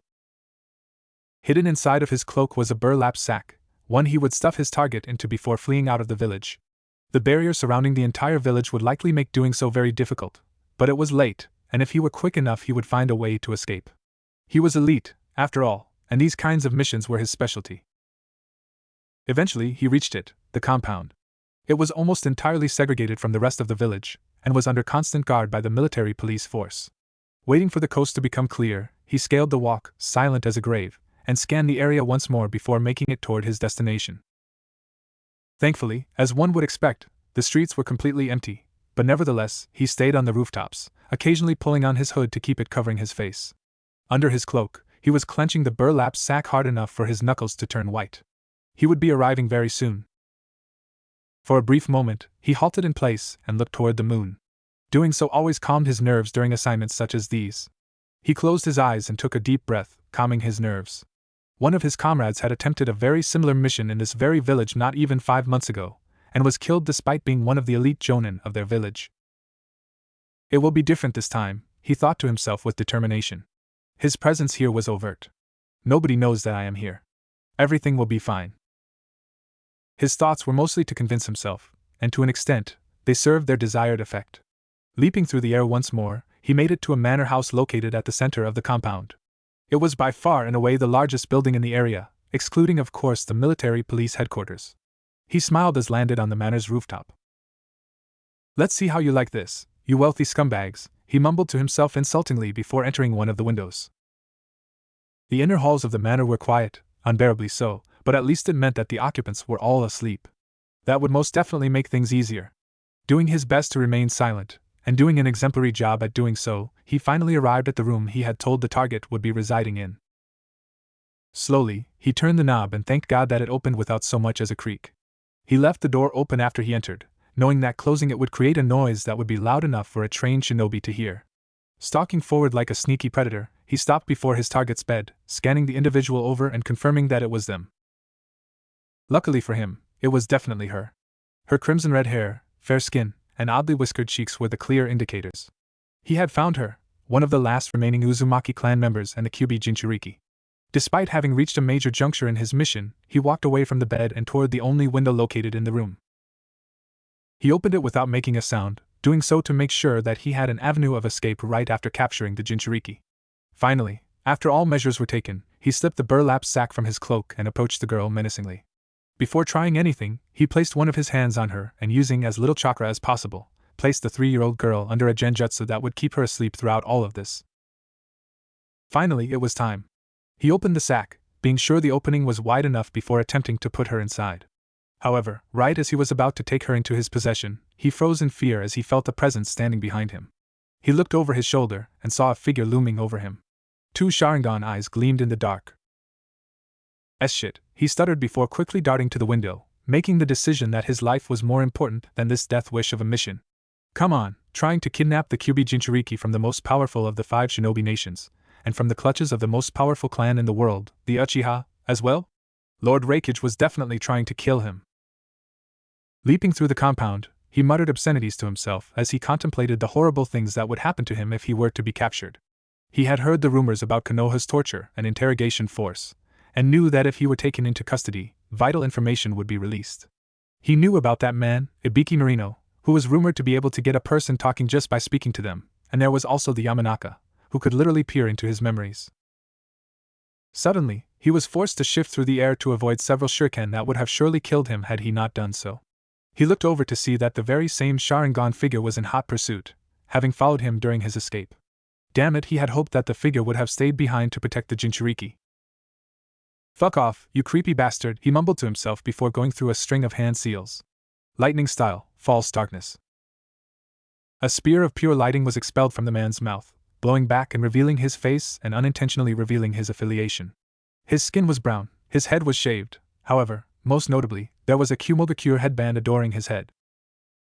The jutsu was dodged though, much to his dismay, and the figure came speeding toward him faster than most could blink. As an infiltrator, he was not a combat-oriented shinobi, since his chakra pools needed to be small enough for him to more easily suppress and hide his presence. Due to this fact, he decided that fleeing was a much better strategy than actually fighting a fucking Uchiha. However, the figure suddenly appeared in front of him in a burst in speed, forcing him to halt his escape. So, it seemed that a fight would be inevitable, huh? Still a shinobi and not at all a coward, he drew a kunai from his holster and attacked the Sharingan bearer. Predictably, his attack was avoided, and before he knew it, he found the strength leaving his body rapidly. He dropped his kunai to the ground and looked down with wide eyes to see blood spurting from his throat. Impossible! He slit my throat? I didn't even see him move, he thought to himself in horror, seeing the bloody kunai in his opponent's hand.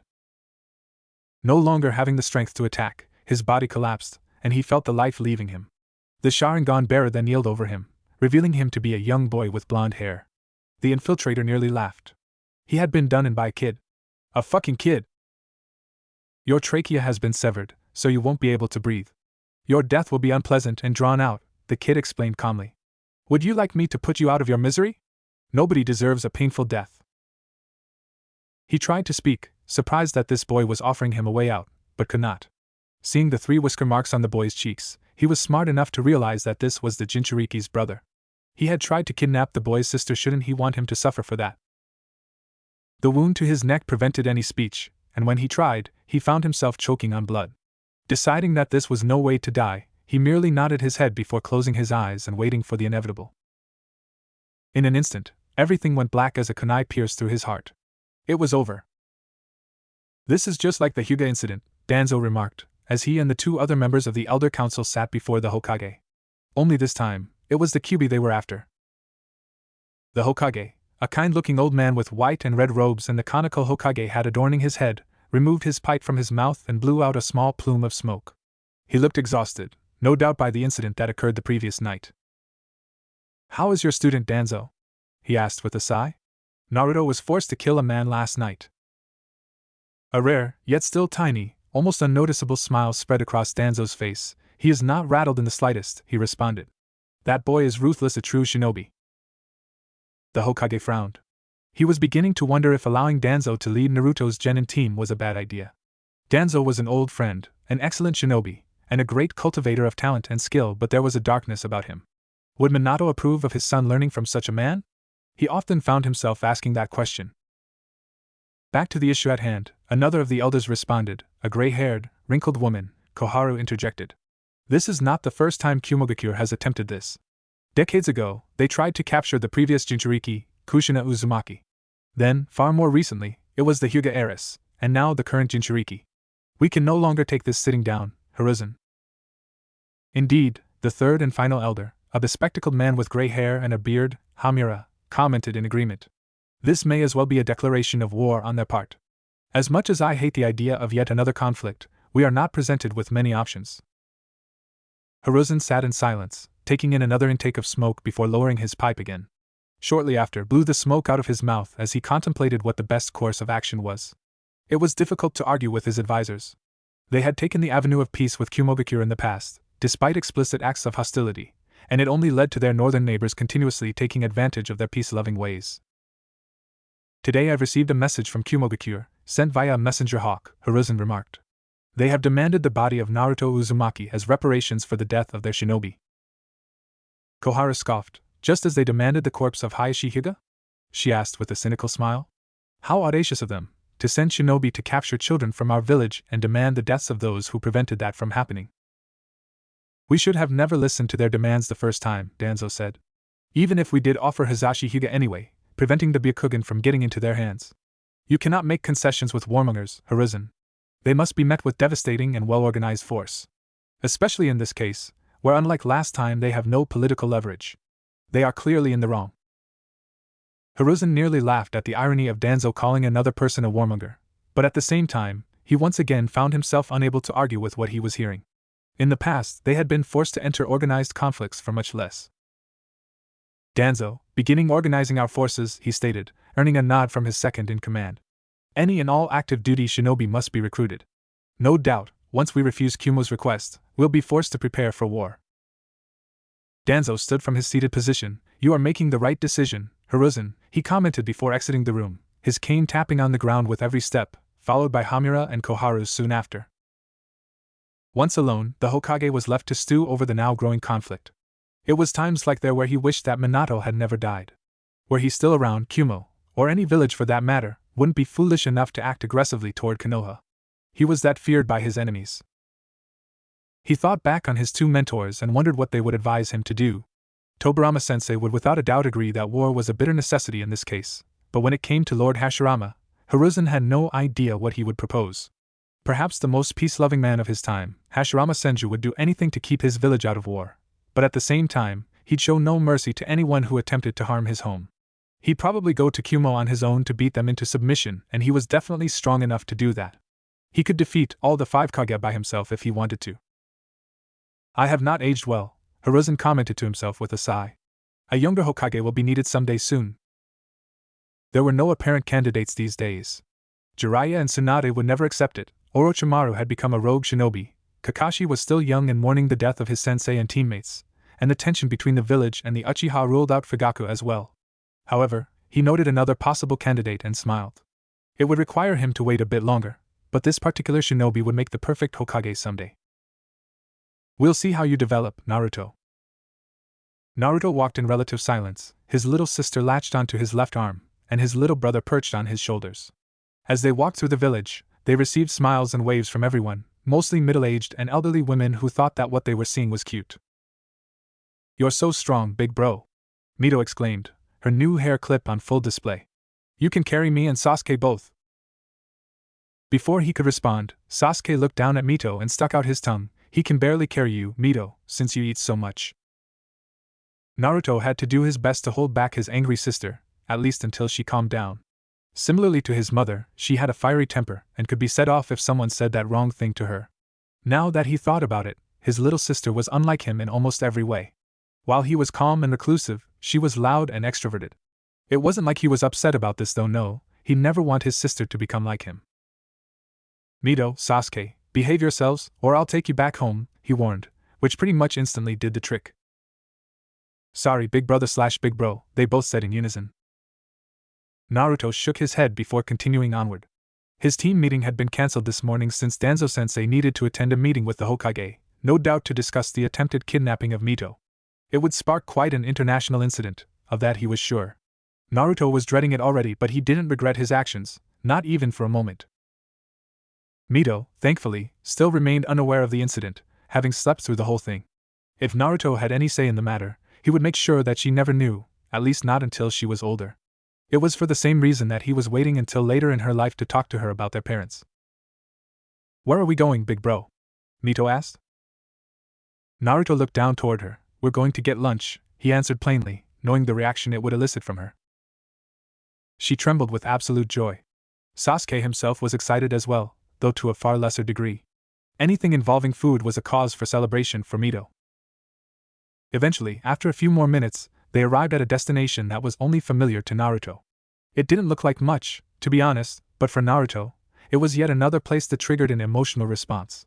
As usual, he hid emotions with expertise and entered the small stand known as Ichiraku Ramen. "Ramen? Is it good?" Mito asked after being placed on one of the stools. Naruto sighed, knowing his mother would kill him all the way from the afterlife if she found out he waited this long to take his sister to Ichiraku. He nodded. "Yes, I came here often when I was your age." Hearing voices outside, the owner of the establishment stepped out. He was a middle-aged man with graying black hair and squinted eyes. He wore the clothing of a ramen chef, and when he saw Naruto he looked as if he had seen a ghost. "And Naruto?" he asked in surprise before smiling. "It's been so long, my boy." Nodding in respect, Naruto responded, "It has been a while, Mr. Tucci. How is business?" Sasuke and Mito watched in confusion as their big brother had a bit of a conversation with the ramen shop owner. Mito was beginning to get impatient waiting for her food, made worse by the fantastic smells that were permeating from the kitchen at the back. "And who are these little ones? Have you brought me new customers, Naruto?" Tucci asked, looking at Mito and Sasuke with a knowing smile. It was very obvious who Mito was. "They are my siblings," Naruto explained simply before turning them. "Mito, Sasuke, say hello." "Hello, sir/old man," they both said at the same time, with Mito's being predictably a bit less than respectful. Tucci didn't seem to mind though. He laughed uproariously. "She is just like Kushina," he said before turning around. "I'll have meals for you three in a matter of minutes." As they waited for their food, Mito looked up toward Naruto with a tilt of the head. "Who's Kushina, big bro?" she asked. "Is she cool?" Naruto looked at her from the corner of his eye and was a bit emotionally overwhelmed for a few moments. But as usual, he hid it very well. "She was very cool, Mito. I'll tell you all about her when you are a bit older." Mito childishly shrugged her shoulders, her short attention span allowing her to quickly shift her focus to other things. It made Naruto wonder, was keeping their parents a secret from her a bad decision? Part of it was that talking about them had become incredibly painful, and he was too much of a coward to explain to his little sister that her real parents were dead. Would she resent him for withholding this information someday? Maybe. They were soon served their food, and Mito's little purple eyes widened at the bounty displayed before her. Even Naruto couldn't help but find the miso ramen to be incredibly appetizing, and when he took a bite, it certainly took him back a ways. "I've heard you're a chip off the old block, Naruto," Tucci commented while cleaning his cooking equipment.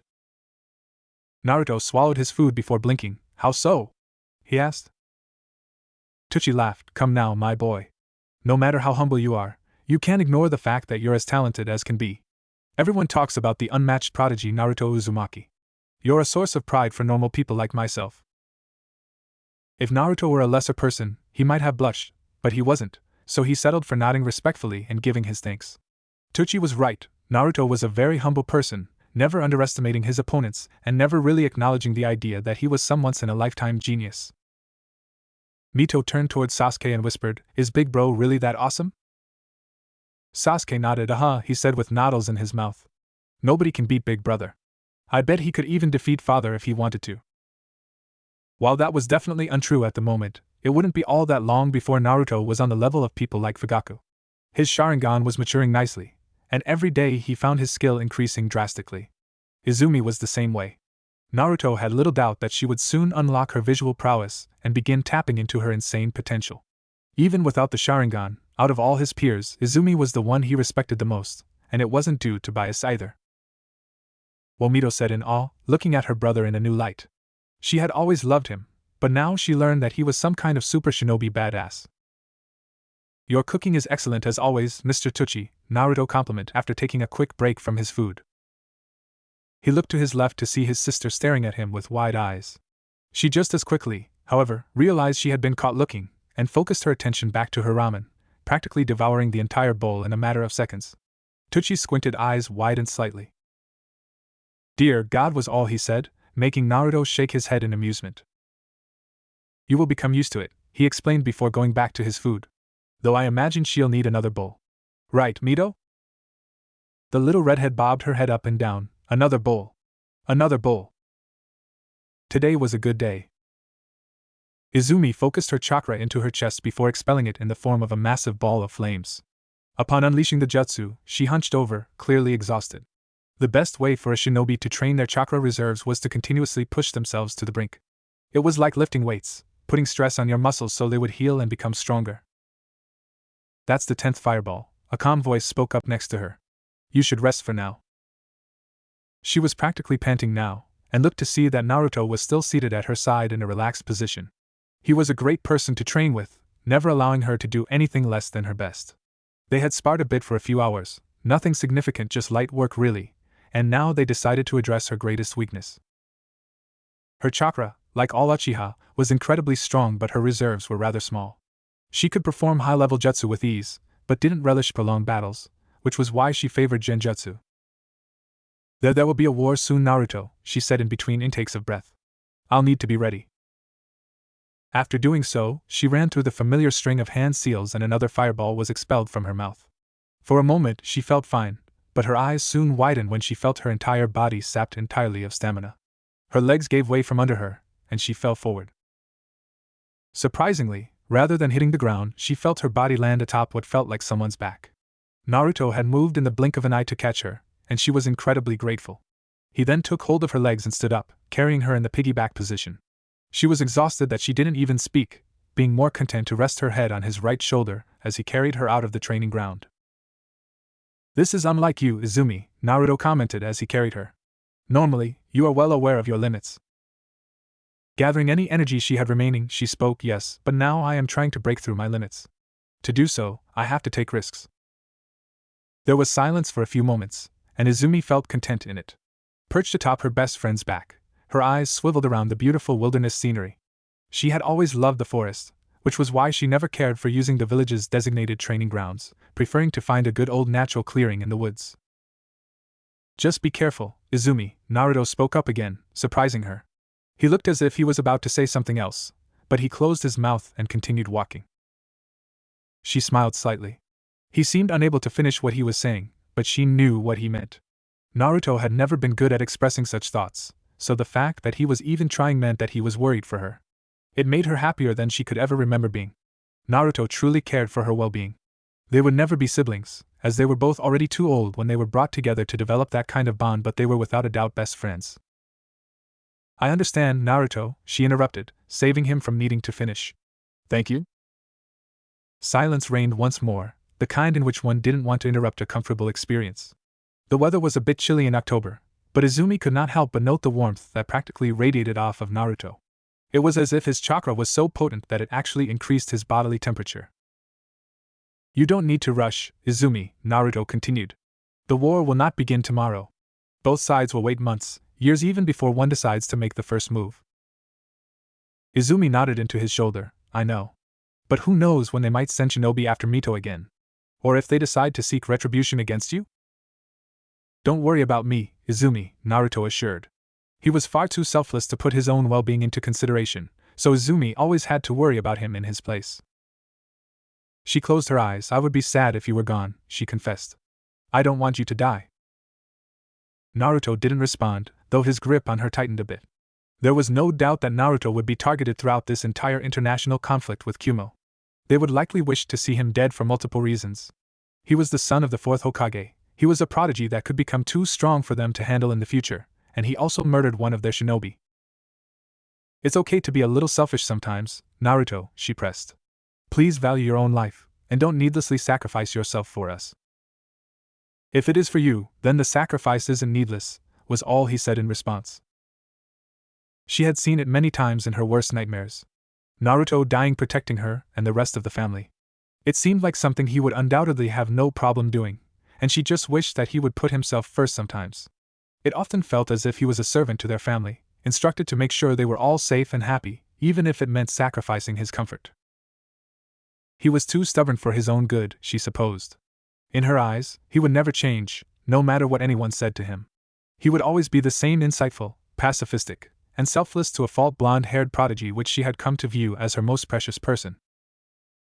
And she supposed that was okay, so long as she made sure he didn't do anything stupid like dying. Damn it!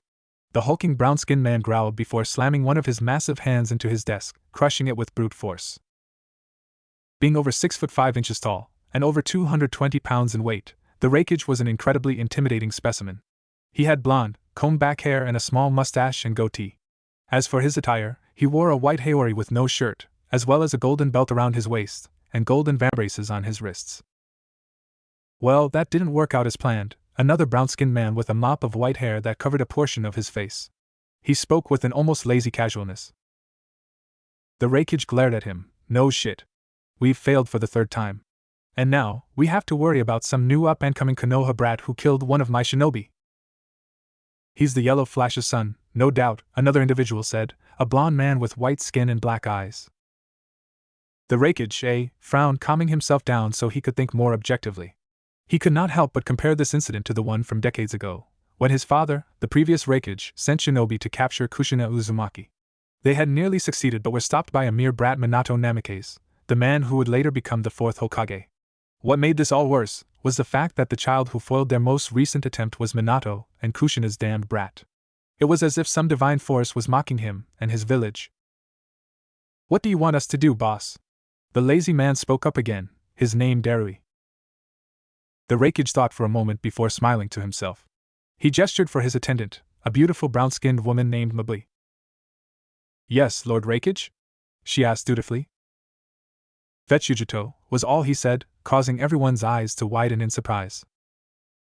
Mabui quickly composed herself and nodded, before quickly making her way out of the office to do as ordered.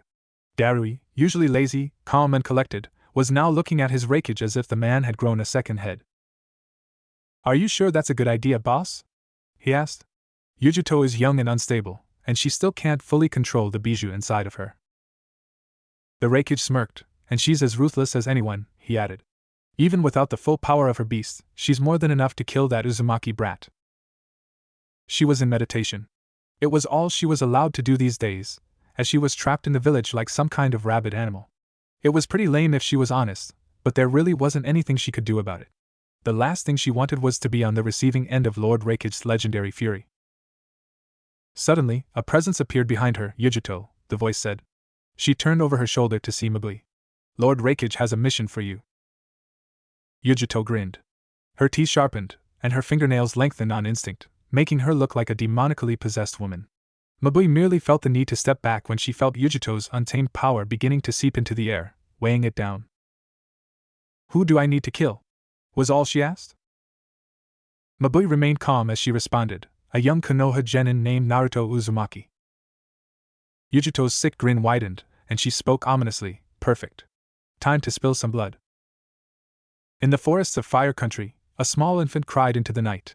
It looked frail, even by the standards of most children straight out of the womb, with its pale skin making it appear near death. Its position in the grass of the forest was likely an uncomfortable one, which was probably the reason for its tears. Out of the blue, several men appeared before the crying infant, all of whom had the same pale, almost lavender-colored eyes. They each looked down at the crying baby as if it were some strange animal they had never seen before. At the front of this group was an individual of middle age, with long brown hair and a stern face. His arms were crossed as he looked down at the weeping child. "I can only assume this is the child you were referring to?" the man asked, looking over his shoulder to one of the men behind him. The man in question nodded. "Yes, Lord Hayashi," he said. "He bears the eyes of our clan." Almost as if prompted to do so by the man's words, the infant opened its eyes. Everyone who already hadn't seen the infant found themselves shocked, hardly believing that this strange-looking, pale-skinned, white-haired child possessed the bloodline of the Hyuga clan. "Who in the world could this be?" one asked out loud, though the question was mostly rhetorical. One of the other men offered an explanation. "Perhaps he is a bastard," he proposed. "Someone in our clan must have fornicated with an outsider, resulting in a pregnancy, and they then left the child to die in the woods out of shame for their actions." Hayashi was unconvinced, and yet, other than the child's eyes, it shares none of the other physical features commonly found within our clan, he countered before activating his Byakugan. This was when he truly became shocked. This infant had some of the most potent chakra he had ever seen in his entire life. As a man who had lived to know the third Hokage, all three of the legendary Sannin, as well as the Yellow Flash, to see someone that had this kind of chakra seemed like something out of a dream. This boy was no Hyuga, that was for sure. He was something far, far different. "Regardless, he is an abandoned child who possesses our eyes," Hayashi continued. "He will live among us. Otherwise, the secrets of our dojutsu would be revealed to the world." The others could only nod in agreement. Whether they liked it or not, they weren't presented with many other options. Age 4. His name was Tonari. He didn't remember anyone giving him such a name, and was told that it was actually assigned to him after it just so happened to be his first word. It must have been rare for a child's first word to subsequently become their name. How many children could boast that? Tonari had lived a strange life thus far, at least when he compared his circumstances to those of the other children in the clan. From his first memories, it was made abundantly clear to him that he was not an actual Hyuga, and that he was just a ward of the clan. He wasn't allowed to speak to members of the main family unless spoken to first, and even the members of the branch family had a higher position in the clan than he did. He was, after all, an outsider. Currently, he found himself scrubbing the floors of Lord Hayashi's private manor. These were his typical duties. He'd clean after the main family, run errands for them, etc. He was essentially a servant that wasn't paid. Nevertheless, he didn't complain, for he was simply grateful to have a home at all. As he worked diligently to make sure that the floor underneath him was spotless, he heard the sounds of footsteps moving toward him. Looking over his shoulder, he saw several members of the main family walking by, and was quick to move out of their path. He bowed low, making sure not to show his face. Despite doing everything he was told he needed to do in their presence, it was clear that they still despised him. One even went as far as to kick the bucket of water he had been using to clean the floor, resulting in much of it getting on his clothes, drenching them. Even still, he didn't move or take any action against them, and stayed down until they finished walking by. "Well, that was a bit rude," Tonari remarked with a careless smile before getting up to retrieve more water. Age 5. Lord Hayashi had just been gifted his first child. It was something that was being discussed by many people throughout the clan. From what Tonari had heard, mostly from conversations he had not really been a part of, was that the child was a girl, and that she was named Hinata. In his eyes, Hinata would just be another person he would be forced to serve for the remainder of his existence. He honestly hoped that she wouldn't be as cruel as some of the other members of the main family, since he had little doubt he'd be forced to deal with her a lot in the future. Nevertheless, the birth of Hinata had made Tonari incredibly happy. Ever since the news had broke that she was going to be born, Lord Hayashi had started acting differently. He was a much happier person, first off, to the point where he actually gave Tonari days off from his duties. It made him glad to see Lord Hayashi happy. Even though his life wasn't perfect, the fact that he even had a life at all was thanks to Lord Hayashi, who had been the one to decide that he be taken into the clan in the first place. If not for that decision, Tonari was smart enough to realize that he would have likely been killed. There was no way that the Hyuga clan would allow someone with the Byakugan to exist outside of their control. After making that thought, Tonari just finished the last of his duties for today. He then got to work, collected his cleaning equipment, and was about to return it to the storage closet before he was forced to stop in his tracks. The door at the end of the hall slid open, to reveal Lord Hayashi holding an infant girl wrapped in blankets. Tonari moved to the side, and prepared to drop the cleaning equipment to the floor and bow, but was stopped by Lord Hayashi.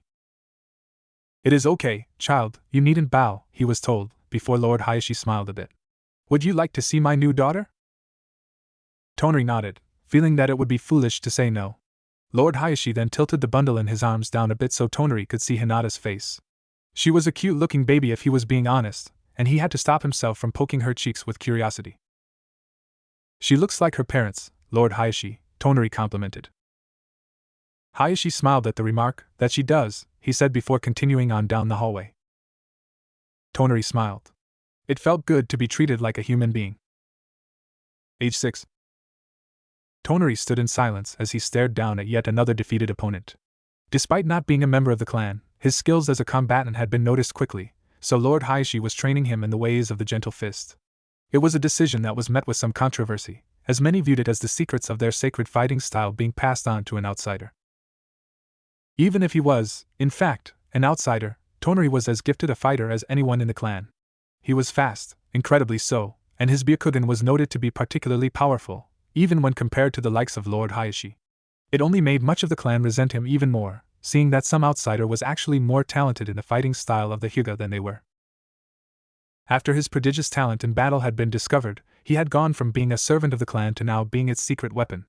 No longer was he scrubbing floors. Now, all he did was train day and night until he dropped. Failure to give his best effort in training was met with immediate punishment, mostly involving a physical lashing. Despite the best efforts of many, the main family had been unable to place a cursed seal upon his forehead. His body always reacted negatively to it, resulting in the seal failing to work before disappearing altogether. Because of this, the main family was unable to control him through causing pain by activating the seal, so they were forced to use more direct, physical methods of abuse.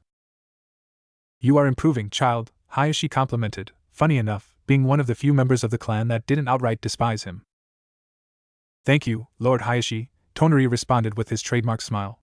As they were speaking, the boy he had just defeated was being dragged away to receive medical attention. Out of all of Tonari's teachers, Lord Hayashi was the only one who never resorted to cruelty. He never belittled Tonari due to his status, and never caused him intentional physical pain. But most importantly, and the thing that honestly brought Tonari great joy, was the fact that he looked at him like he was an actual person, not like some disgusting insect. You're progressing faster than expected, Lord Hayashi continued. I'd already say that you're far above genin level, so I've proposed to Hokage-sama that you be placed in an academy class that will be graduating next year. Tonari tilted his head. Will I be able to make friends, Lord Hayashi? He asked. Friends. Such a bond was a foreign concept to him. Hayashi nodded, of course, but the academy will need to go over your file before allowing you a place in class. This could take months. Until then, I want you to continue training. Do you understand? Yes, Lord Hayashi. Age 7. Tonari was standing at a distance, watching as students funneled out of the academy's entrance, signaling that the day was finally over and that class was being dismissed. Most took no notice of them as they rushed out of the courtyard, excited to return home to where they would be able to lounge about and do whatever they wanted. He would be entering class next week, and decided to visit early to gauge his fellow classmates a bit. Thus far, none were particularly impressive at all. Most of them were much older than him, about 12 years old to his 7, and even still he was utterly confident that he'd be able to defeat them. He remained unimpressed until he saw him. For most, it would be the blonde hair that they noticed first, or the cerulean blue eyes that reflected an intelligence far that of most any children. For Tonari, however, what he noticed first was the pull on his chakra. For whatever reason, he felt as if some invisible force was attempting to pull him toward this mysterious blonde boy. From what he could tell, the boy was probably the same age as him, which meant that he was also skilled and talented beyond his years. At his side was a girl of the same age, with fair skin, black hair, and onyx eyes. Still, it was the blonde who attracted the majority of his attention. He had hoped that the blonde would notice him as well, but he seemed more focused on getting back home. Tonari almost felt sad when he left his line of sight, so much so that he forgot that he could continue to look if he simply activated his Byakugan. His thoughts felt muddled as he struggled to figure out what was going on. Never before had he felt his chakra pull him toward another person like that. The very idea of something like that happening seemed absolutely preposterous, so much so that he wondered if he was beginning to go crazy. Who are you? He muttered to himself, breathlessly. Deciding that the best way to find out would be to simply ask, Tonari ventured deep into the village to get some answers to his questions. It actually took several hours until he was actually satisfied with what he was told. Naruto Uzumaki, the honorable son the fourth Hokage and the ward of the Uchiha clan. Tonari smiled after mulling over the recently acquired information in his head. He had needed to ask around for quite a while before someone was actually willing to tell him what he wanted. It would make sense that someone with such incredible pedigree would be the person who attracted so much of his attention. For the first time in his life, Tonari felt truly content. Based on what he felt when he first saw Naruto, and after learning as much about him as he possibly could, he honestly felt a kinship with the blonde boy. They were both prodigies who lived among clans that considered them to be outsiders.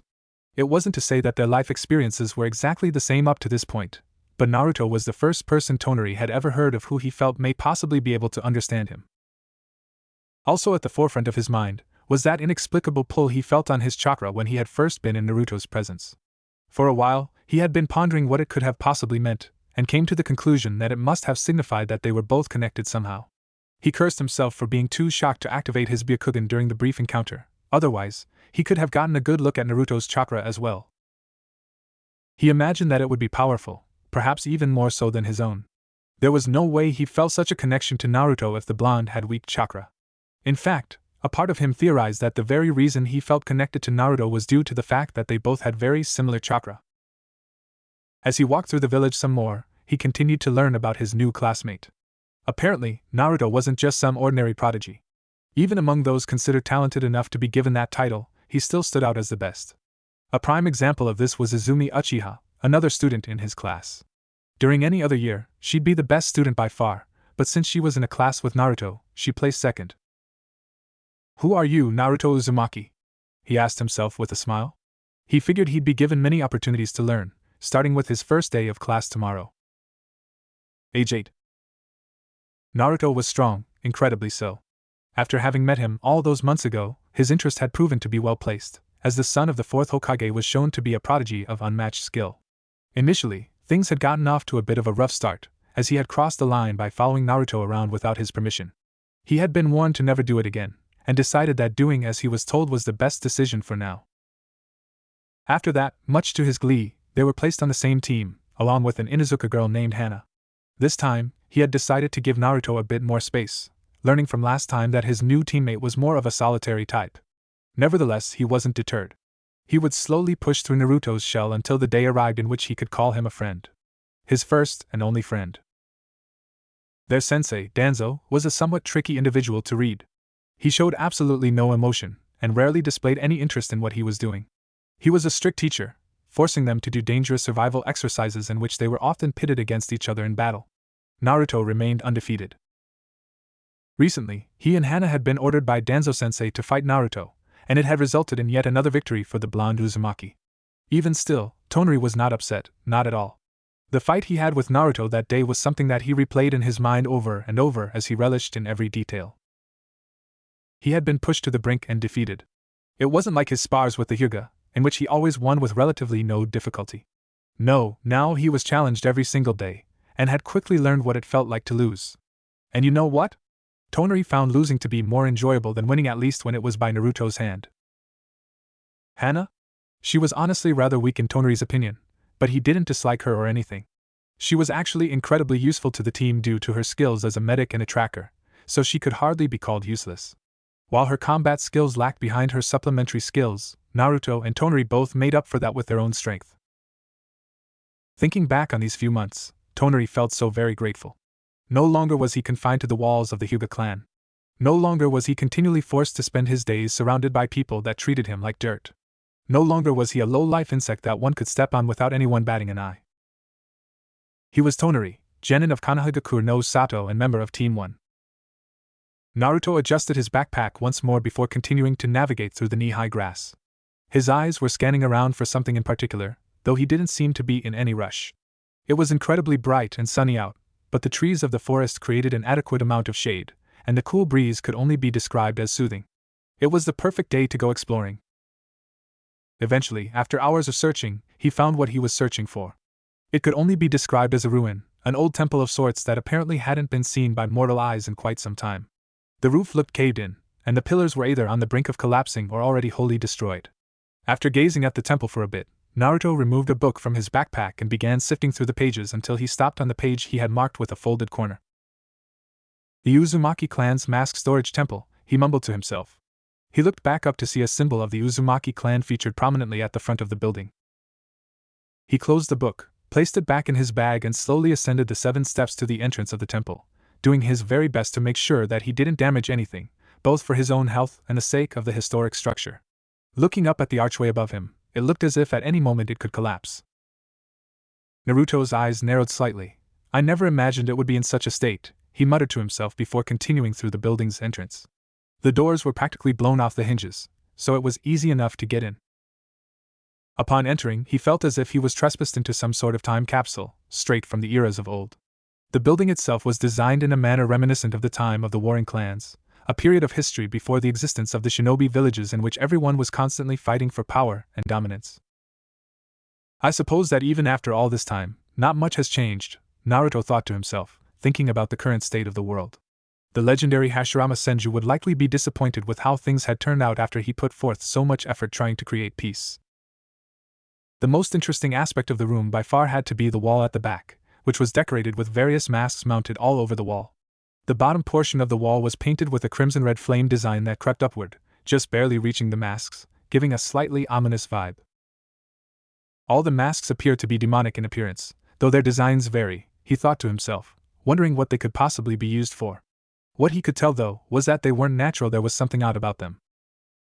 His body then froze when he heard a voice behind him. This isn't the kind of place one would expect to find an 8-year-old.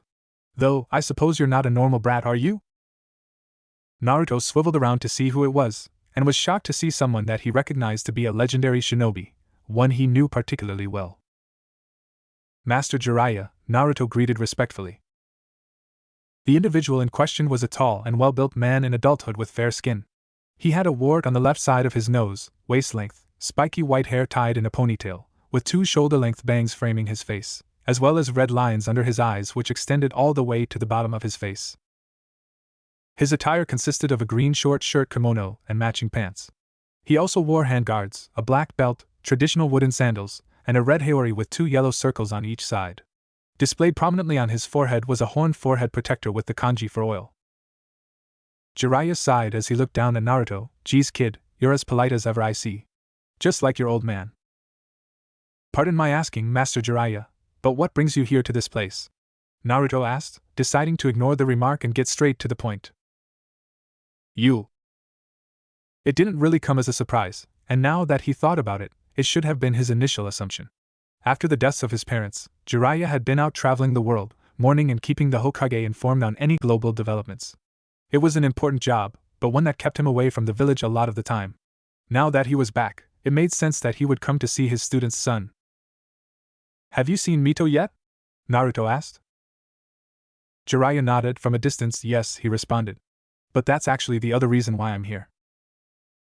Naruto didn't respond, deciding to wait patiently for Jiraiya to explain himself. Based on the expression he was seeing on the older man's face, he could tell that the conversation they were about to have would be a serious one. From what I can tell, you're going to be the one looking after her, Jiraiya continued, earning a clarifying nod from Naruto. Which means you're going to need to learn how to deal with Jinchuriki. Deal with Jinchuriki? Jiraiya crossed his arms and nodded. You'll need to learn how to make sure that the power sealed inside of her doesn't get out of control, he explained. In doing so, you'll be able to stop possible rampages or worse. Naruto's eyes narrowed. This had always been something that had nagged at the back of his mind. His sister contained one of the 9 Biju, the Kyuubi, who just so happened to be the most powerful by far. If for whatever reason that power broke free from her seal, or the Kyuubi took over, how would he be able to stop it? How can I learn, Jiraiya-sensei? Naruto then asked, making Jiraiya smirk at now being addressed as a teacher. Well, those eyes of yours give you an incredible advantage over most others.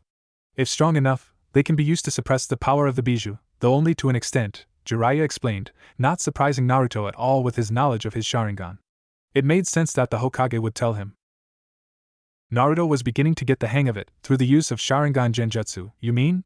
He asked, making Jiraiya smirk. Smart kid, Jiraiya complimented before continuing. You're right, the Sharingan can be used to suppress the Biju due to its unique Genjutsu capabilities. However, there is something that you need to remember, something that applies most importantly to your situation. Naruto waited for him to continue. He was beginning to notice that Jiraiya was incredibly theatric, almost as if he were a showman. Even during a serious discussion, he always seemed to pause mid-explanation for dramatic effect. Naruto didn't really mind though, thinking that it just added to Jiraiya's charm. The more powerful the bijou, or the more chakra influencing the Jinchuriki, the more powerful you need to be to actually suppress its influence, Jiraiya continued, ominously. In the history of the shinobi world, there has only been a single individual capable of controlling the Kyuubi with his eyes. Naruto knew precisely who he was talking about, Madara Uchiha.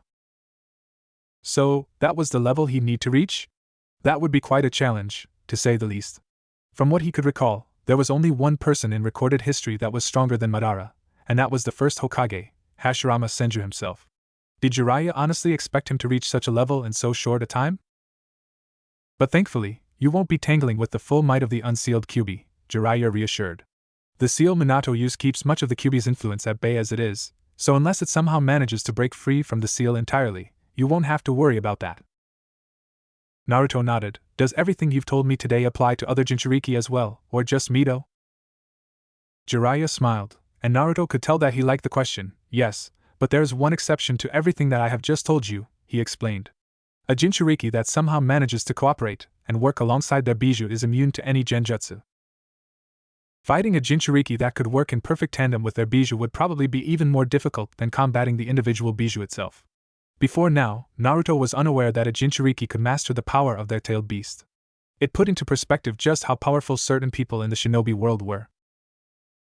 Naruto frowned. I need to become stronger, he said, realizing that to protect Mito, his current rate of growth just wasn't enough. He then felt one of Jiraiya's hands placed firmly on his shoulder. That's what I'm here for, kid, he assured. Come to think of it, there's a jutsu I've meant to teach you one your father would want you to have. Naruto smiled. To learn from the man who taught his father would be an incredible honor, and he'd be a fool to refuse. It would be different from training under Lord Fugaku and Danzo-sensei, who didn't really teach anything, preferring to just have him fight and figure things out. Jiraiya was someone who would pass actual knowledge and jutsu on to him. It also helped that he felt closer to his deceased father by doing this. He nodded. I'll dedicate myself to your teachings, sensei. Seemingly happy with his new student's response, Jiraiya reached to grab something in his pocket and quickly tossed it to Naruto, who caught it with ease. To his surprise, it was a water balloon of all things. Upon looking at it for a moment, Naruto could only think to say one thing. You carry a water balloon in your pocket? Jiraiya became flustered. Just shut up and place the balloon in the palm of your dominant hand. After Naruto did as instructed, he continued. Good. Now burst it using only your chakra. Naruto tried to do as instructed, but merely felt the water become a bit disrupted in the balloon. It would seem that this jutsu would be more challenging to learn than most others. This may take you a while, so let's get out of this place before the roof caves in on top of our heads, Jiraiya proposed, looking up at the ceiling of the temple with trepidation. A new jutsu wasn't what Naruto had expected to receive by coming here. Nevertheless, he was excited for the challenge. A week later. When will you be leaving? Izumi asked calmly after skipping a stone across the river. It made it all the way to the other side before clattering among several of its brethren. Naruto, who was sitting at her side in a relaxed position, responded, tomorrow morning. Izumi frowned, but did her best to hide the expression. For whatever reason, Naruto had gotten it in his head that now was the best time to visit the ruins of his ancestral home, Yuzushiogakyu no Sato. Naruto had always been fascinated by historical structures and monuments, but until now that had never required him to leave the forests surrounding the village. Now, he wanted to travel alone all the way to the coast? It sounds dangerous, she commented, doing her best to not let her worry show. It's a long trip to make on your own. Naruto looked at her from the corner of his eye. This is something that I need to do, Izumi, he explained. And it would be better to do it before we're dragged into yet another war. Even if part of what he said made sense, she still felt that he was leaving himself vulnerable to an attack by leaving the village on his own. She would offer to travel with him, but she just so happened to be embarking on a mission of her own during that time. She and her team had been chosen to be the ceremonial guards of the Fire Daimyo during his annual trip to Konoha. It was a great honor and a testament to their achievements as a team. In the end, Izumi acknowledged that there would simply be no convincing him otherwise, so she decided that she would just try to enjoy this time together before they both had to leave. Have you learned anything of value from Master Jiraiya? She asked, shifting the topic of conversation elsewhere. Naruto hummed in response, yes, various jutsu that will prove to be useful in the future, as well as information I was unaware I needed. It didn't seem as if Naruto was in the mood to go into too much detail, so Izumi decided to remain silent for a moment and enjoy her view of the water. This had always been her special place to go and think, and recently, she had managed to convince Naruto to come with her as well. They rarely spoke during these times together, but in her opinion, that was what made it so special. Words weren't needed between them. Hours passed, and the sun finally began to set. She subtly gazed at Naruto's face as it was illuminated by the light of the slowly disappearing sun, and couldn't help but acknowledge just how attractive of a person he actually was. She also just so happened to be privy to the fact that he was even more beautiful on the inside. "We should begin heading home soon," he announced before standing up and stretching his body. Izumi nodded, though she was a bit disappointed that the moment was ending. She stood to her feet and brushed any of the dirt that clung to her pants. Naruto waited for her to stand at his side before they began the walk home, and as usual, they hardly spoke, minus the occasional question from her. Still, she'd be content to stand in silence at his side for the remainder of her days, for there was no more comfortable a feeling in this world. And whenever he did decide to speak, it was never pointless chatter. No, he was the person who would always tell her whatever she needed to hear. He was honest, kind, skilled, powerful, and quite frankly, the most interesting person in the whole world. It just so happened that the most interesting person in the world rarely spoke. But still, the greatest things in life were often the rarest. A few days later, Naruto admired the night sky as it reflected off the water of the coastline. Littered throughout the endless expanse of black nothingness were tiny specks of light, stars, which in reality were larger in size than anything he could possibly imagine, even more so than the moon itself, which seemed so huge by comparison.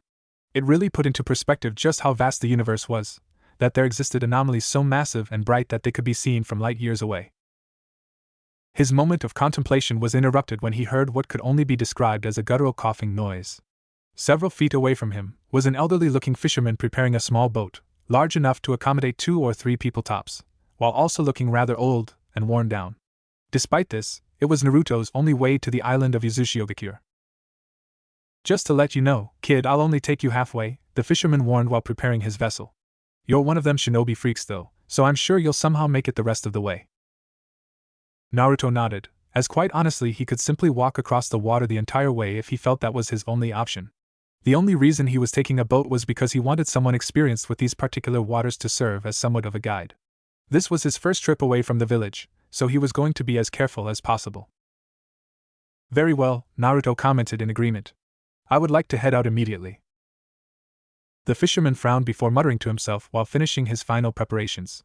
He had been apprehensive at the prospect of sailing at night, but with the extra payment, he finally agreed.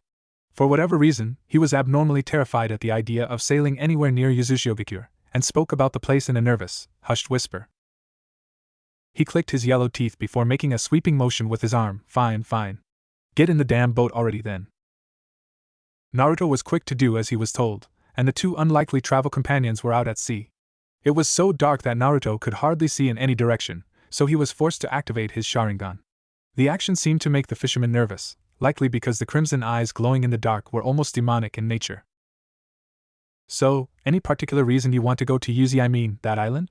the fisherman asked before correcting himself. It seemed that he figured trying to be civil towards the kid with the demon-red eyes was a good idea. Naruto inclined his head slightly. Knowledge was all he said, which made the fisherman scoff a bit. "Then you'd be just like those Uzumaki folk," he explained. "That's all they cared about, knowledge, learning, junk like that.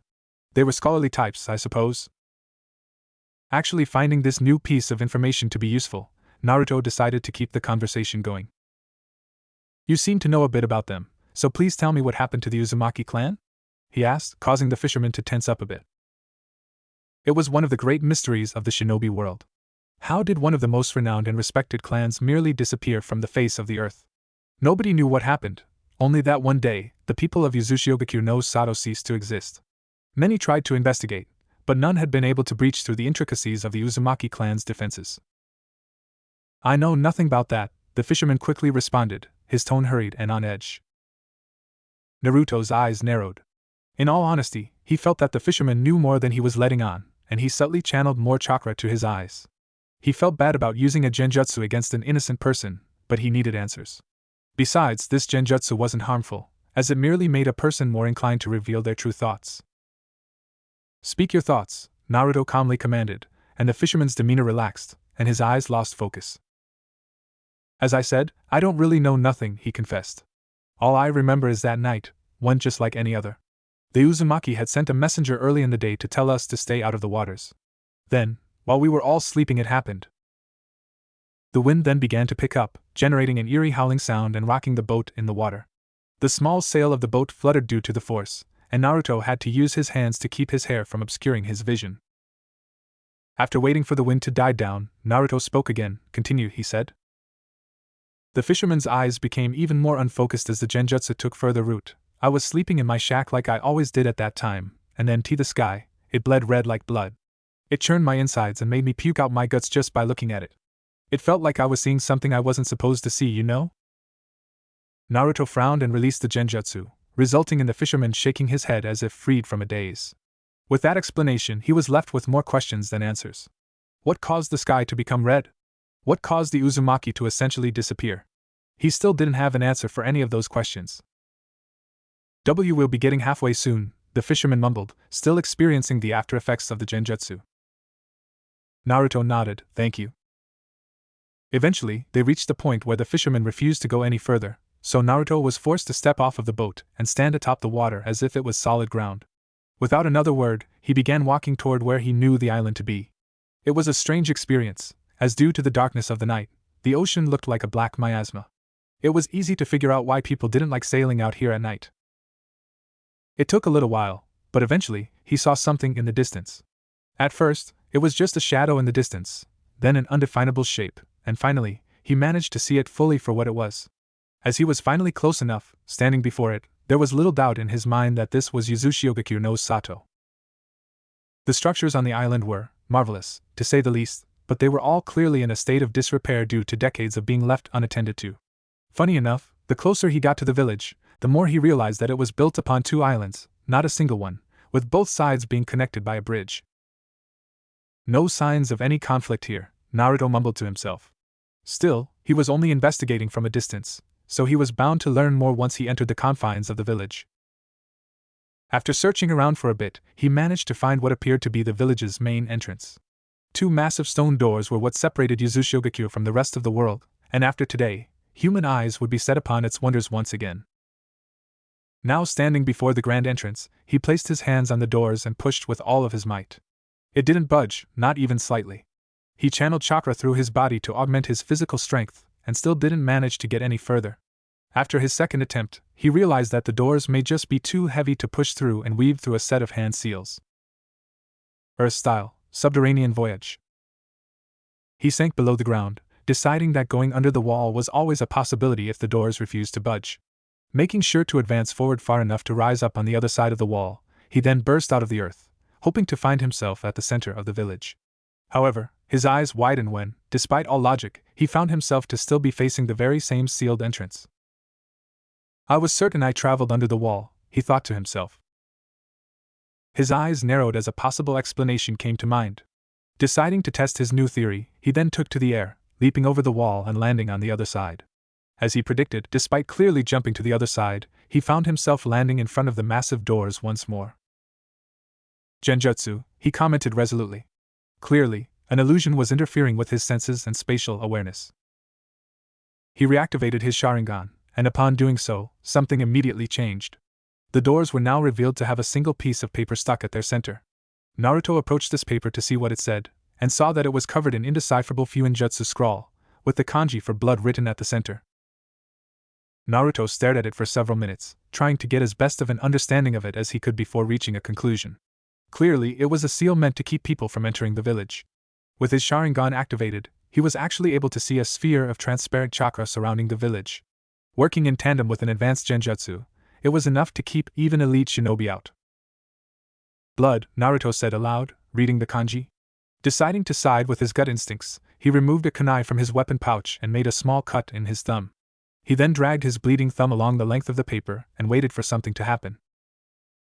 It took a while, but then the door began to groan, almost as if it were a person trying to move their body after extended immobility.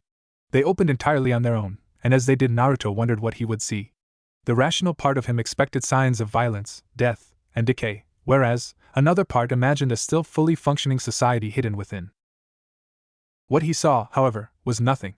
There was no destruction, no signs of battle, nothing other than the eerie scent of death. As he ventured through the entrance and into the village, he felt as if he was treading upon forbidden ground. The village, vast and once bustling with life, was now so silent, and the vile stench of death permeated through the air.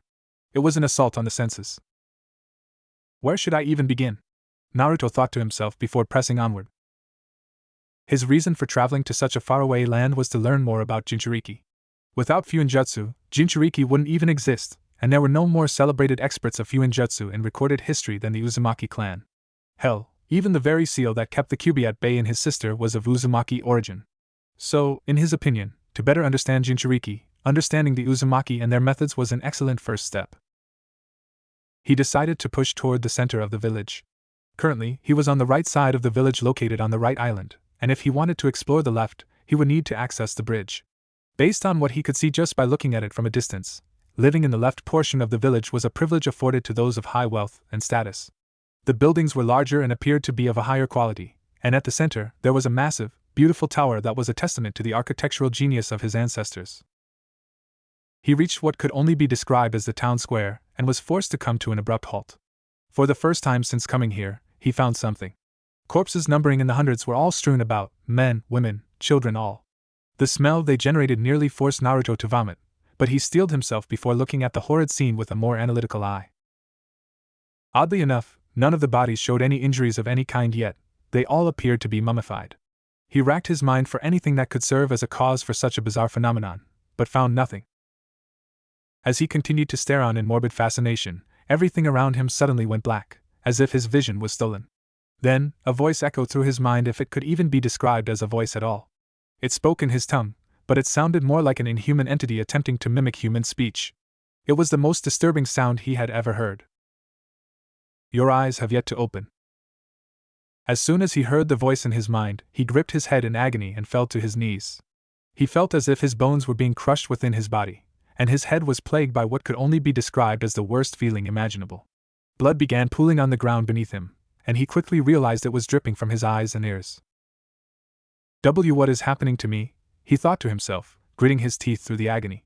It was the only thing that kept him from screaming. To top it all off, he couldn't keep it in anymore and vomited all over the ground. Eventually, the sharp pain became a dull ache, a throbbing of the brain, a stinging of the eyes, and a creaking of the bones. Once again he was able to see, but his vision was obscured due to the blood that had begun pooling in his eyes. It took all of his strength to rise to his feet once more, and he only managed to do so on shaky legs. Despite his condition, he was able to notice when a presence appeared behind him. Turning around, his blurred vision afforded him enough perception to be able to see what seemed to be a shadowy phantom raging toward him. Acting only on his developed battle instinct at this point, he was able to move back quickly enough to avoid a slash that would have surely killed him. The phantom spoke, though the words were muffled due to Naruto's injured ears, though it was clear that the individual was female. His knees buckled under the weight of his body, and in an attempt to better understand his situation he wiped his eyes with his sleeve. Upon doing so, his vision improved drastically, and he was face to face with a beautiful young woman. He noticed first a long, straight, blonde hair bound with taut bandages, then a set of dark eyes and finally red lipstick. But his eyes narrowed when he saw that she wore the standard Kumogakyo forehead protector. You don't look so good, she asked with a cat-like grin, though he only heard the half end of it as his hearing returned just in time. Naruto Uzumaki. I've been following you for some time. Naruto found himself struggling to even breathe. You aim to kill me? He said, asking the obvious question. She grinned, licking her lips like a predator. That is the plan. The two blondes stood face to face, one looking tall and confident, and the other looking as if merely standing was becoming a struggle. Naruto's arms were hanging limply at his sides as he desperately gasped for air. Yujito, on the other hand, had one hand rested comfortably on her hip as she yawned mockingly. I almost feel bad killing you as you are now, Yujito taunted. Had your condition been any better, I'm sure you would have put up quite a fight. That is, if you're as skilled as people say you are. Naruto wasn't sure what was going on with him, but it was quite clear that merely hearing that voice in his mind was enough to completely ravage his body, almost like an invasive toxin. He was unsure why it had such an effect on him, but he was sure of one thing: such a voice was not meant to be heard by human ears. You were sent by Kumogakure? Naruto asked after managing to get his breathing under control. Yujito nodded, clearly proud of her village. That's right, filth. You humiliated Lord Raikage, so you should have expected retribution. All I did was save a 3-year-old girl from being kidnapped, Naruto countered tiredly. If your Raikage is the type of person to order such a thing, then you'd have to be morally bankrupt to serve him at all. What does that say about you then? Yujito frowned upon hearing his point. Her nails and teeth both elongated, and Naruto could practically feel the powerful chakra radiating from her body. Naruto activated his Sharingan, which allowed him to get a better view of her chakra as a whole. It was potent, and while not as vast in quantity as his own, it reminded him of someone he knew. You're a Jinchuriki? Naruto asked calmly, only causing Yujito to get even more aggravated. I'm Yujito and I. She spat in response before her chakra flared to even greater proportions, distorting her voice. And I've had enough talking for today. Immediately after finishing, she blurred out of sight in a flash of speed. Naruto's Sharingan allowed him to see enough of her movements, which allowed him to dodge just in time. As he slid back in the other direction, he took note of her nails. They were now nearly a foot long in length, and glistened in the moonlight like razor-sharp knives. With every second her chakra grew more and more powerful, as did her fury. It soon became clear that there was no reasoning with a person like this, and despite his harrowing physical condition, he would need to dig in his heels and fight. Right as he finished that thought, she blurred in speed once more, though this time it was much faster than before. He then felt his ribs creak as if on the brink of snapping as he was hit with a vicious kick. The force of the strike was so great that he was actually sent flying into the stone wall of one of the nearby buildings, knocking the wind out of his lungs. Not an Uzumaki for nothing though, Naruto was quick to rise from his precarious position and avoid a falling axe kick that actually left cracks in the street below. Looking at his once very beautiful opponent, he noted that she now looked as if she were possessed. Her face was contorted in inhuman fury, and her eyes belayed almost barbaric psychopathy. You're good at running, she shrieked before disappearing in speed once more. He saw nothing. As he waited for the inevitable pain, he cursed himself. Years of training had brought him to this point, and despite it all, he still found himself facing an opponent that was overmatching him. To be fair to himself, he was quite literally half her age, and unlike her, he wasn't capable of using the power of a bijou, but still. His instincts screamed at him, and he looked to his right to see his opponent preparing to kill him, with her blade-like nails poised to pierce through his skull. He had always thought it was ridiculous when people in stories lamented about seeing their lives flash before their eyes before death. However, now, a part of him understood. Except in this moment, in this brief instant of time, all he could think about was the promises he had made throughout his life. As the killing blow inched toward him, he was finally able to see. It wasn't that she appeared any slower, rather, in the subtle movements in which she exerted her strength, he was vividly able to see an image of her next move. Due to this sudden change, he was able to tilt his body back, fast enough to narrowly avoid death. Yujito had put all of her weight into what she had assumed would be the finishing blow, and therefore, she lost her balance, nearly falling forward onto her face. Falling soon became the least of her worries, however, when she felt a kick land against the side of her head with pinpoint precision, causing her to be knocked back several feet, bouncing on the hard cobblestone ground like a stone skipping on water. How was he able to? She mumbled after getting back to her feet. Her eyes then widened as she noticed the change in her opponent. The very same crimson eyes stared back at her, but now there were 3 tomo in each eye instead of 2. Naruto, on the other hand, looked on toward the enraged Jinchuriki with more clarity than he had ever been afforded before. It didn't take a genius to realize that his Sharingan had taken the final step in its evolution. The 3rd tomo, the point in which all of the Sharingan abilities reached peak form. Rather than just being able to see things more clearly, he was now able to fully predict the movements of whomever he was fighting. I have things that I still have to do, Naruto calmly explained, his eyes narrowing. People are counting on me, so I cannot die here. I apologize, but you will fail in your mission. Yujito grinned psychotically in response before lowering herself to the ground, standing on all fours like a cat. As it had been for the entirety of their brief bout, her chakra increased in ferocity, so much so that it became visible. Blue chakra swirled around her, actually causing a breeze as it fluctuated in the air. I must admit, for a kid you aren't all that bad, Yujito complimented, though her tone was demeaning. But nobody who has ever pushed me this far has ever lived. So I'm afraid. Halfway through her sentence, the ground cracked underneath her, and she launched herself toward him faster than most could blink. You're dead, she finished once she was in range. Surprisingly, she met no resistance, and her clawed hand pierced straight through his chest. As the blood spattered across her face, her grin only increased in size. She had done it. Just like all of the other missions she had been on before, she felt the warm blood of her enemy decorating her face and body. It was a glorious feeling. She made sure to look at her victim's face, taking in every detail as the blood began pouring from his mouth. The part of her that would have felt bad about killing a young child had left her long ago, so all she felt was utter glee. Nothing could possibly get in the way of the euphoria she was experiencing. Fire style, dragon flame bombs. Upon hearing the voice, her eyes widened, and she quickly turned over her shoulder to see Naruto standing behind her, completely unharmed, preparing a jutsu. Turning back around, she saw the Naruto she had just pierced fade away into nothing. Shit, genjutsu, she thought to herself hurriedly. A torrent of flames was then spewed from Naruto's mouth, and approached the dazed Jinchuriki with blinding speed. She was unable to react in time, and was engulfed almost instantly. Naruto stood across from the blazing inferno, which along with Yujito's shrieks of agony, was fairly loud due to the roaring of the flames. As he waited for the results of his jutsu to be laid bare, he lifted his hands and looked down upon them. He felt like a completely different person now. His perception, it was unlike anything he had ever experienced before with the previous stages of his Sharingan. Now he knew how Lord Fugaku and the other elite fighters of the Uchiha perceived combat with their eyes. It almost felt unfair for those who hadn't been born with the eyes of the Uchiha clan. It didn't take very long for the flames to die down, and when they did he saw his opponent face down on the ground, struggling to bring herself up to her feet. Her hair was singed, and her skin was littered with several severe burns that would need medical attention soon, otherwise they'd leave permanent scarring.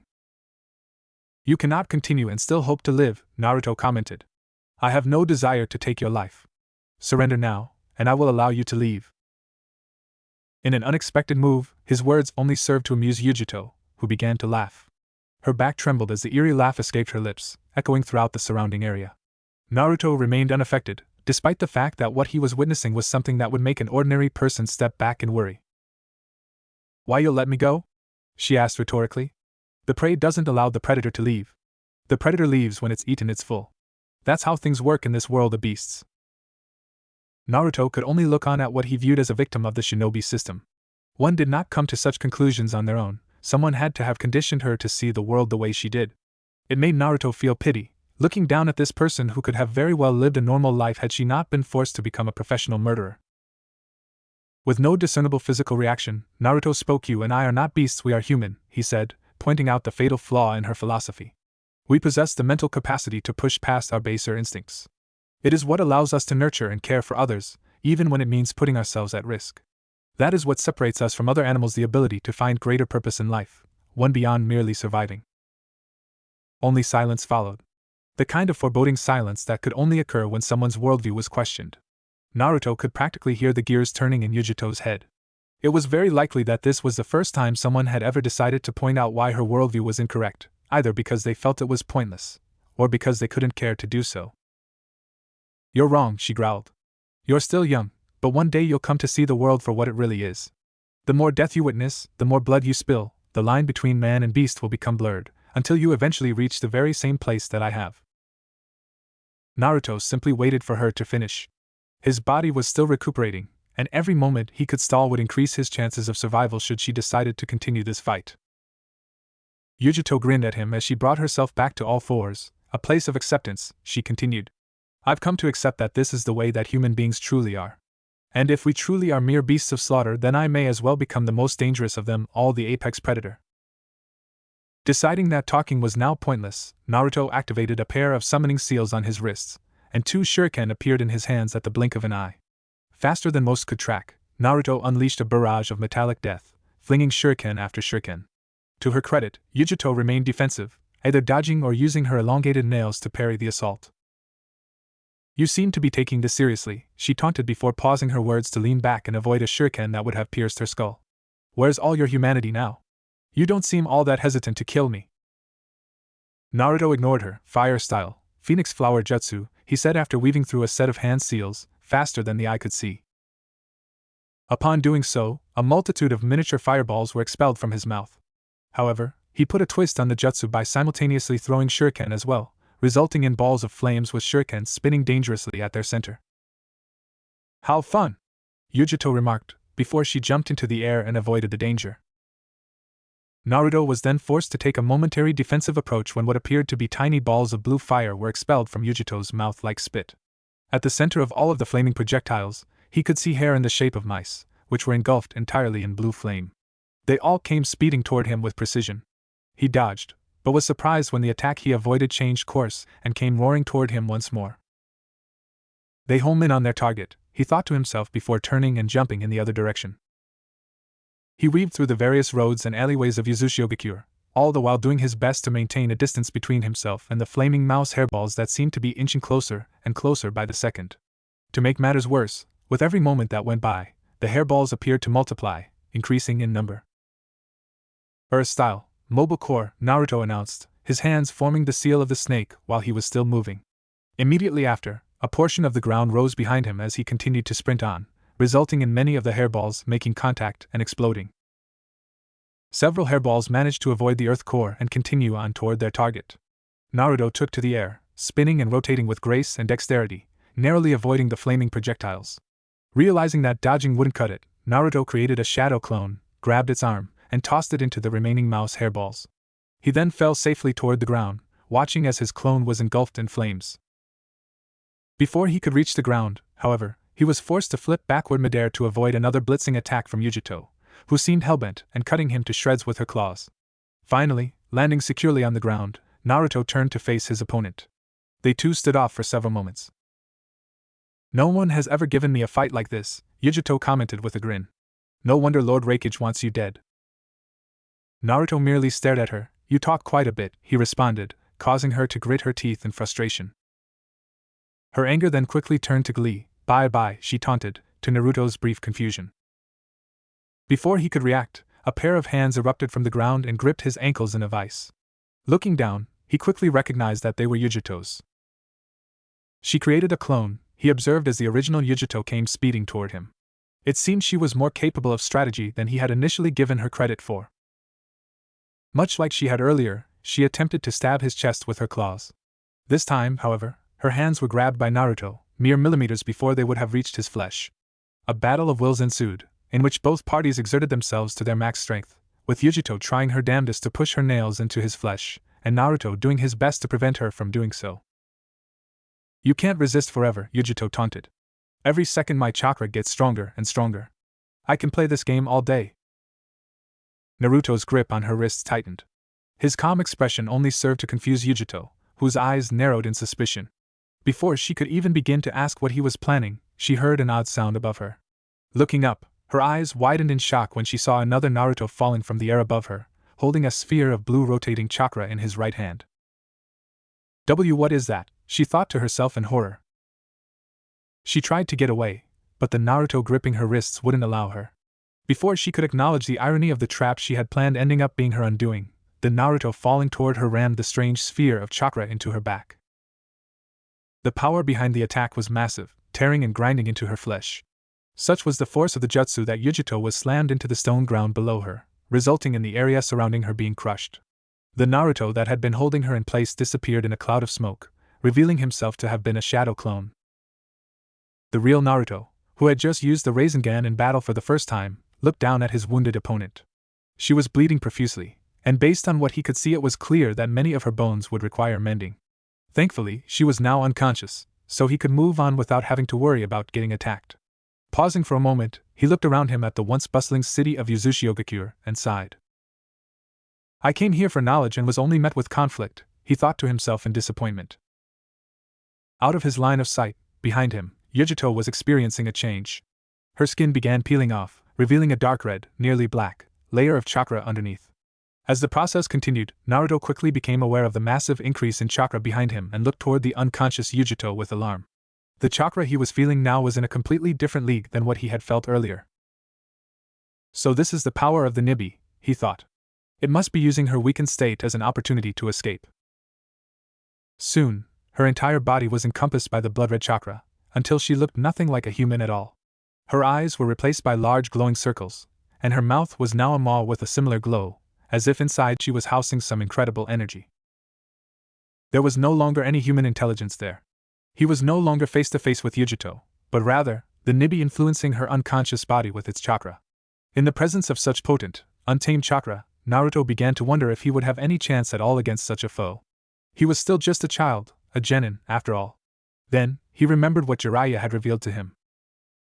Genjutsu, he remembered. I can suppress the chakra of the Nibi using my Sharingan. I just need to find the opportunity. Before he could finish his thought, Yujito disappeared in speed greater than he had ever witnessed before.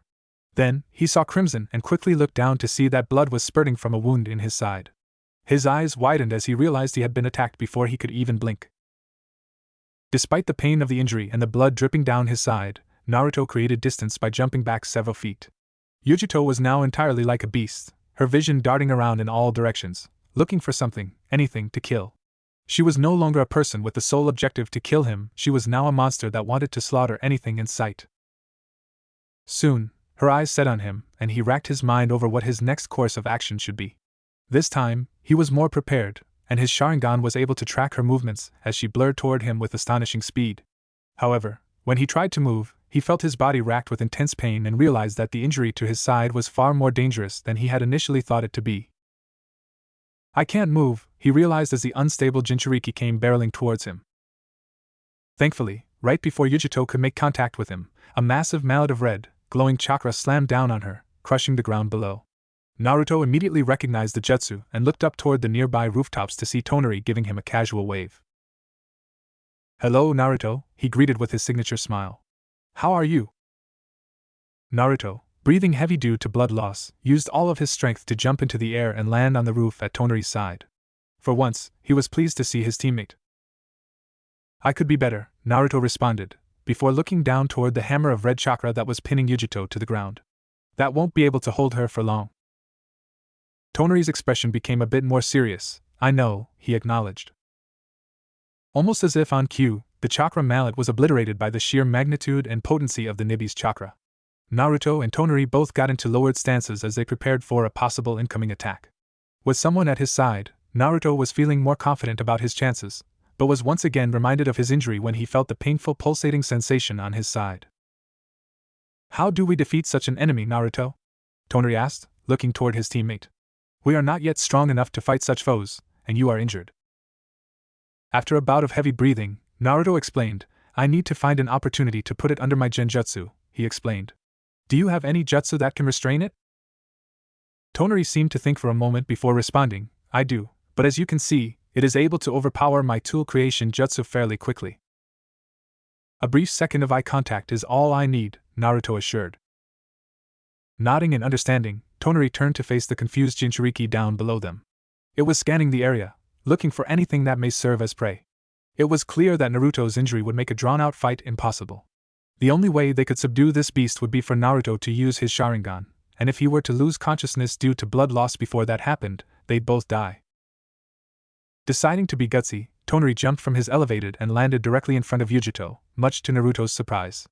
Before he could issue out a warning, Tonari clapped his hands together, and barbed chains made of pure red chakra rose out of the ground, wrapping around Yujito and retraining her. She writhed and struggled, pushing the chains to their limits as it seemed they could snap at any moment. "And now, Naruto!" Tonari shouted, the strain of his jutsu causing sweat to trickle down his forehead as he kept his hands together. Not needing to be told twice, Naruto leaped from the rooftop, landing directly in front of the struggling Yujito, who looked at him with beastly curiosity as she momentarily stopped struggling. Naruto used this as his moment, and made eye contact with the rampaging Jinchuriki. His Sharingan eyes spun hypnotically, and Yujito froze almost instantly. Slowly but surely, the chakra around her began to fade away until she was back to her normal state, still wholly unconscious. Naruto and Tonari both were relieved, with the latter allowing the chakra chains to disappear, ending the immense strain on his chakra reserves. "We did it, Naruto," said Tonari with a smile. Naruto didn't respond as he fell face first onto the ground, having finally lost too much blood to stay conscious. When his eyes fluttered open, he felt like he was in a daze. He stared up at a wooden ceiling and took note of the fact that he was resting on the ground. Naruto brought himself to a seated position, quickly noticing that his shirt had been removed and that bandages were wrapped around his sides. "You lost a lot of blood, Naruto. You should rest and move as little as possible."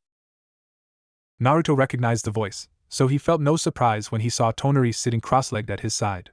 For once, Naruto found a bit of comfort in Tonari's presence, the kind he had only experienced before when spending time with Izumi.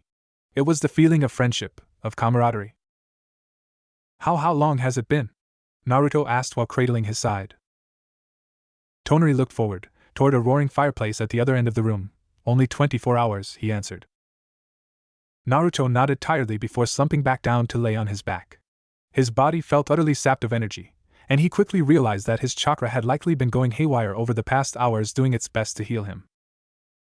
I sent a clone to take the Kumogakure Jinchuriki far away, Tonari said, speaking again. I figured it wouldn't be a good idea to leave her in Yuzushiogakure. Naruto's body was racked with a bit of pain as he remained still. Where are we now? He asked. I took you back across the water to the fishing village, Tonari explained with a smile. They had doctors here that were able to treat your wounds. They said they had never seen a healing factor like yours before, and that most people would have died from such an injury. But we both know that you are anything but normal. Naruto stayed silent, trying to relax. Months ago, he would have never trusted Tonari enough to allow himself to completely rest in his presence. However, seeing as he had just risked his life to help him defeat the Nibi Jinchuriki, Naruto felt that the least he could do was give him his trust. You followed me to Yuzushiogakure? Naruto asked, realizing that was the only way he could have arrived to help him in time. Tonari appeared sheepish and scratched the back of his head. Well, yes. I know that you told me not to follow you anymore, but I figured traveling alone would be really dangerous after everything that is happening between the village and Kumogakure. So, I apologize for. Before he could finish, he was interrupted. Tonari. Yes? Thank you. Silence reigned as Naruto finally allowed himself to fall back to sleep. Tonari, on the other hand, looked down at his teammate with a smile. It was different from his usual grin, more genuinely happy. Naruto had essentially just acknowledged him, giving him his thanks and trusting him enough to sleep in his presence. You're welcome, Naruto. The Sharingan, the eyes that reflected the heart, that's what Naruto always called them. Looking at her newly acquired ocular jutsu in the mirror, Izumi couldn't help but think that hers reflected sorrow. Red eyes which now reflected the blood of her fallen comrade, that was all she saw. Is this the weight of the agony that you endure, Naruto? She thought to herself, before shaking her head. No, it was disrespectful of her to compare her pain to that of someone who has lost so much. Nevertheless, sharing a bit in Naruto's pain made her feel as though she understood him a bit better. She had seen many people die throughout her life, mostly due to her father bringing her to look at the horrors of the Third Shinobi World War firsthand. However, now was the first time she had been forced to watch the life drain from the eyes of someone she knew personally. Tenma, her teammate, had died. To be more specific, his life had been stolen, taken by a monster who hid behind a mask. Izumi vividly remembered the helplessness she felt when facing against the masked man, with all of her attacks going through him as if he were a mere phantom. She would have surely perished that day if not for Tenma intervening at the cost of his own life. Her thoughts were interrupted, and she was forced to compose herself after she felt a familiar presence approaching her from behind. Looking over her shoulder, she saw the little bundle of energy that was her sister, Mito. The girl's presence had been incredibly helpful over the past few days, but she'd be lying if she said the first time she saw her she didn't flinch. The redness of her hair initially caused Izumi's mind to be assaulted with images of blood. Big sis, Mama says that Big Bro will be coming home soon, the little girl remarked with a smile. She said that he promised before he left that he'd be back by today no matter what. Izumi nodded, quite skillfully hiding her inner turmoil. Yes, I heard, she confirmed. And Naruto always keeps his word, so expect him to return any minute now. Mito squirmed with delight. Gah, I'm so excited. She beamed. I can't wait to show him the new drawings that I made for him. The remark made Izumi raise her brow in mock surprise. Drawings? She asked, knowing that her sister came in with the sole purpose of showing off her artwork. The inquiry produced an expected result, with Mito bobbing her head up and down with enough force and energy to snap an ordinary person's neck. She then ran out of the room, and presumably to her own, before returning with several pieces of paper. Sheer glee was evident on her face when she extended the papers toward him, big sister, likely with the intention of having them critiqued. Pretending to look upon the works of art with a critical gaze, Izumi found herself incredibly amused as she flipped through each one. As expected, they were all pretty similar in style, with bright colors and crudely drawn figures and objects. Most involved a spiky-haired blonde boy, who was very obviously Naruto, doing all sorts of activities with a much shorter red-headed girl. Very nice. I particularly like the detail in the drawings. They're so lifelike. Mito grinned before cockily crossing her arms. Right? They're pretty awesome, she responded casually, as if she was already aware of how amazing her drawings were. But I couldn't help but notice that Sasuke isn't in any of these, Izumi commented, playfully. Where was he when you and Naruto were having all of this fun? As expected, Mito scoffed haughtily. He's too much of a baby to play with us, she explained. He'd probably just pee his pants or something if he came along, and we'd have to take him all the way back home to change his diaper. The door to Izumi's room suddenly burst open, with an enraged-looking Sasuke stomping in. It was clear that he had been eavesdropping on their entire conversation, which was the reason Izumi had brought his name up in the first place. His presence was quite easy to detect, even when he was trying to be stealthy. "What was that you just said, crybaby?" he growled, getting into Mito's face. Aghast at being branded with arguably the most heinous of childish insults, Mito snapped back at Sasuke, sparking an argument that Izumi couldn't bring herself to listen to. While their innocence was without a doubt refreshing, their spats were about as irritating as screeching metal. Even someone with her patience needed a break every once in a while. All it took was a bit of stealth, and she was out of the house without them even knowing that she had left. Minutes later, sitting atop the Hokage stone faces was about as far away from prying eyes that one could get without actually leaving the village. When choosing which Hokage head she wished to sit on, she chose the fourth, which was a natural choice due to her relationship with Naruto. Gazing out upon the village, she thought about everything that she had come to believe over the course of her admittedly brief life. Her goal had always been to play at least some role in maintaining the peace that so many of her fellow shinobi had died creating, but now she was beginning to wonder if she was even capable of affecting anything at all. That masked man, he was so powerful. If he desired to kill Sasuke or Mito or harm the village, she'd be unable to stop him. It would be foolish to assume that there weren't others out there like him, perhaps even those that could boast a superior level of strength. The Reikage immediately came to mind. That man had been beating the drums of war for quite some time now, and after audacious move after audacious move, it was becoming progressively more apparent that the conflict he desired was inevitable. People like him and the masked man, they were among the few types of individuals that she held disdain for. In her eyes, those who had strength were not meant to create violence and conflict, but rather, they were gifted with the talent to use their gifts to fight for the greater good. If she was honest, she felt that their power was being wasted on them.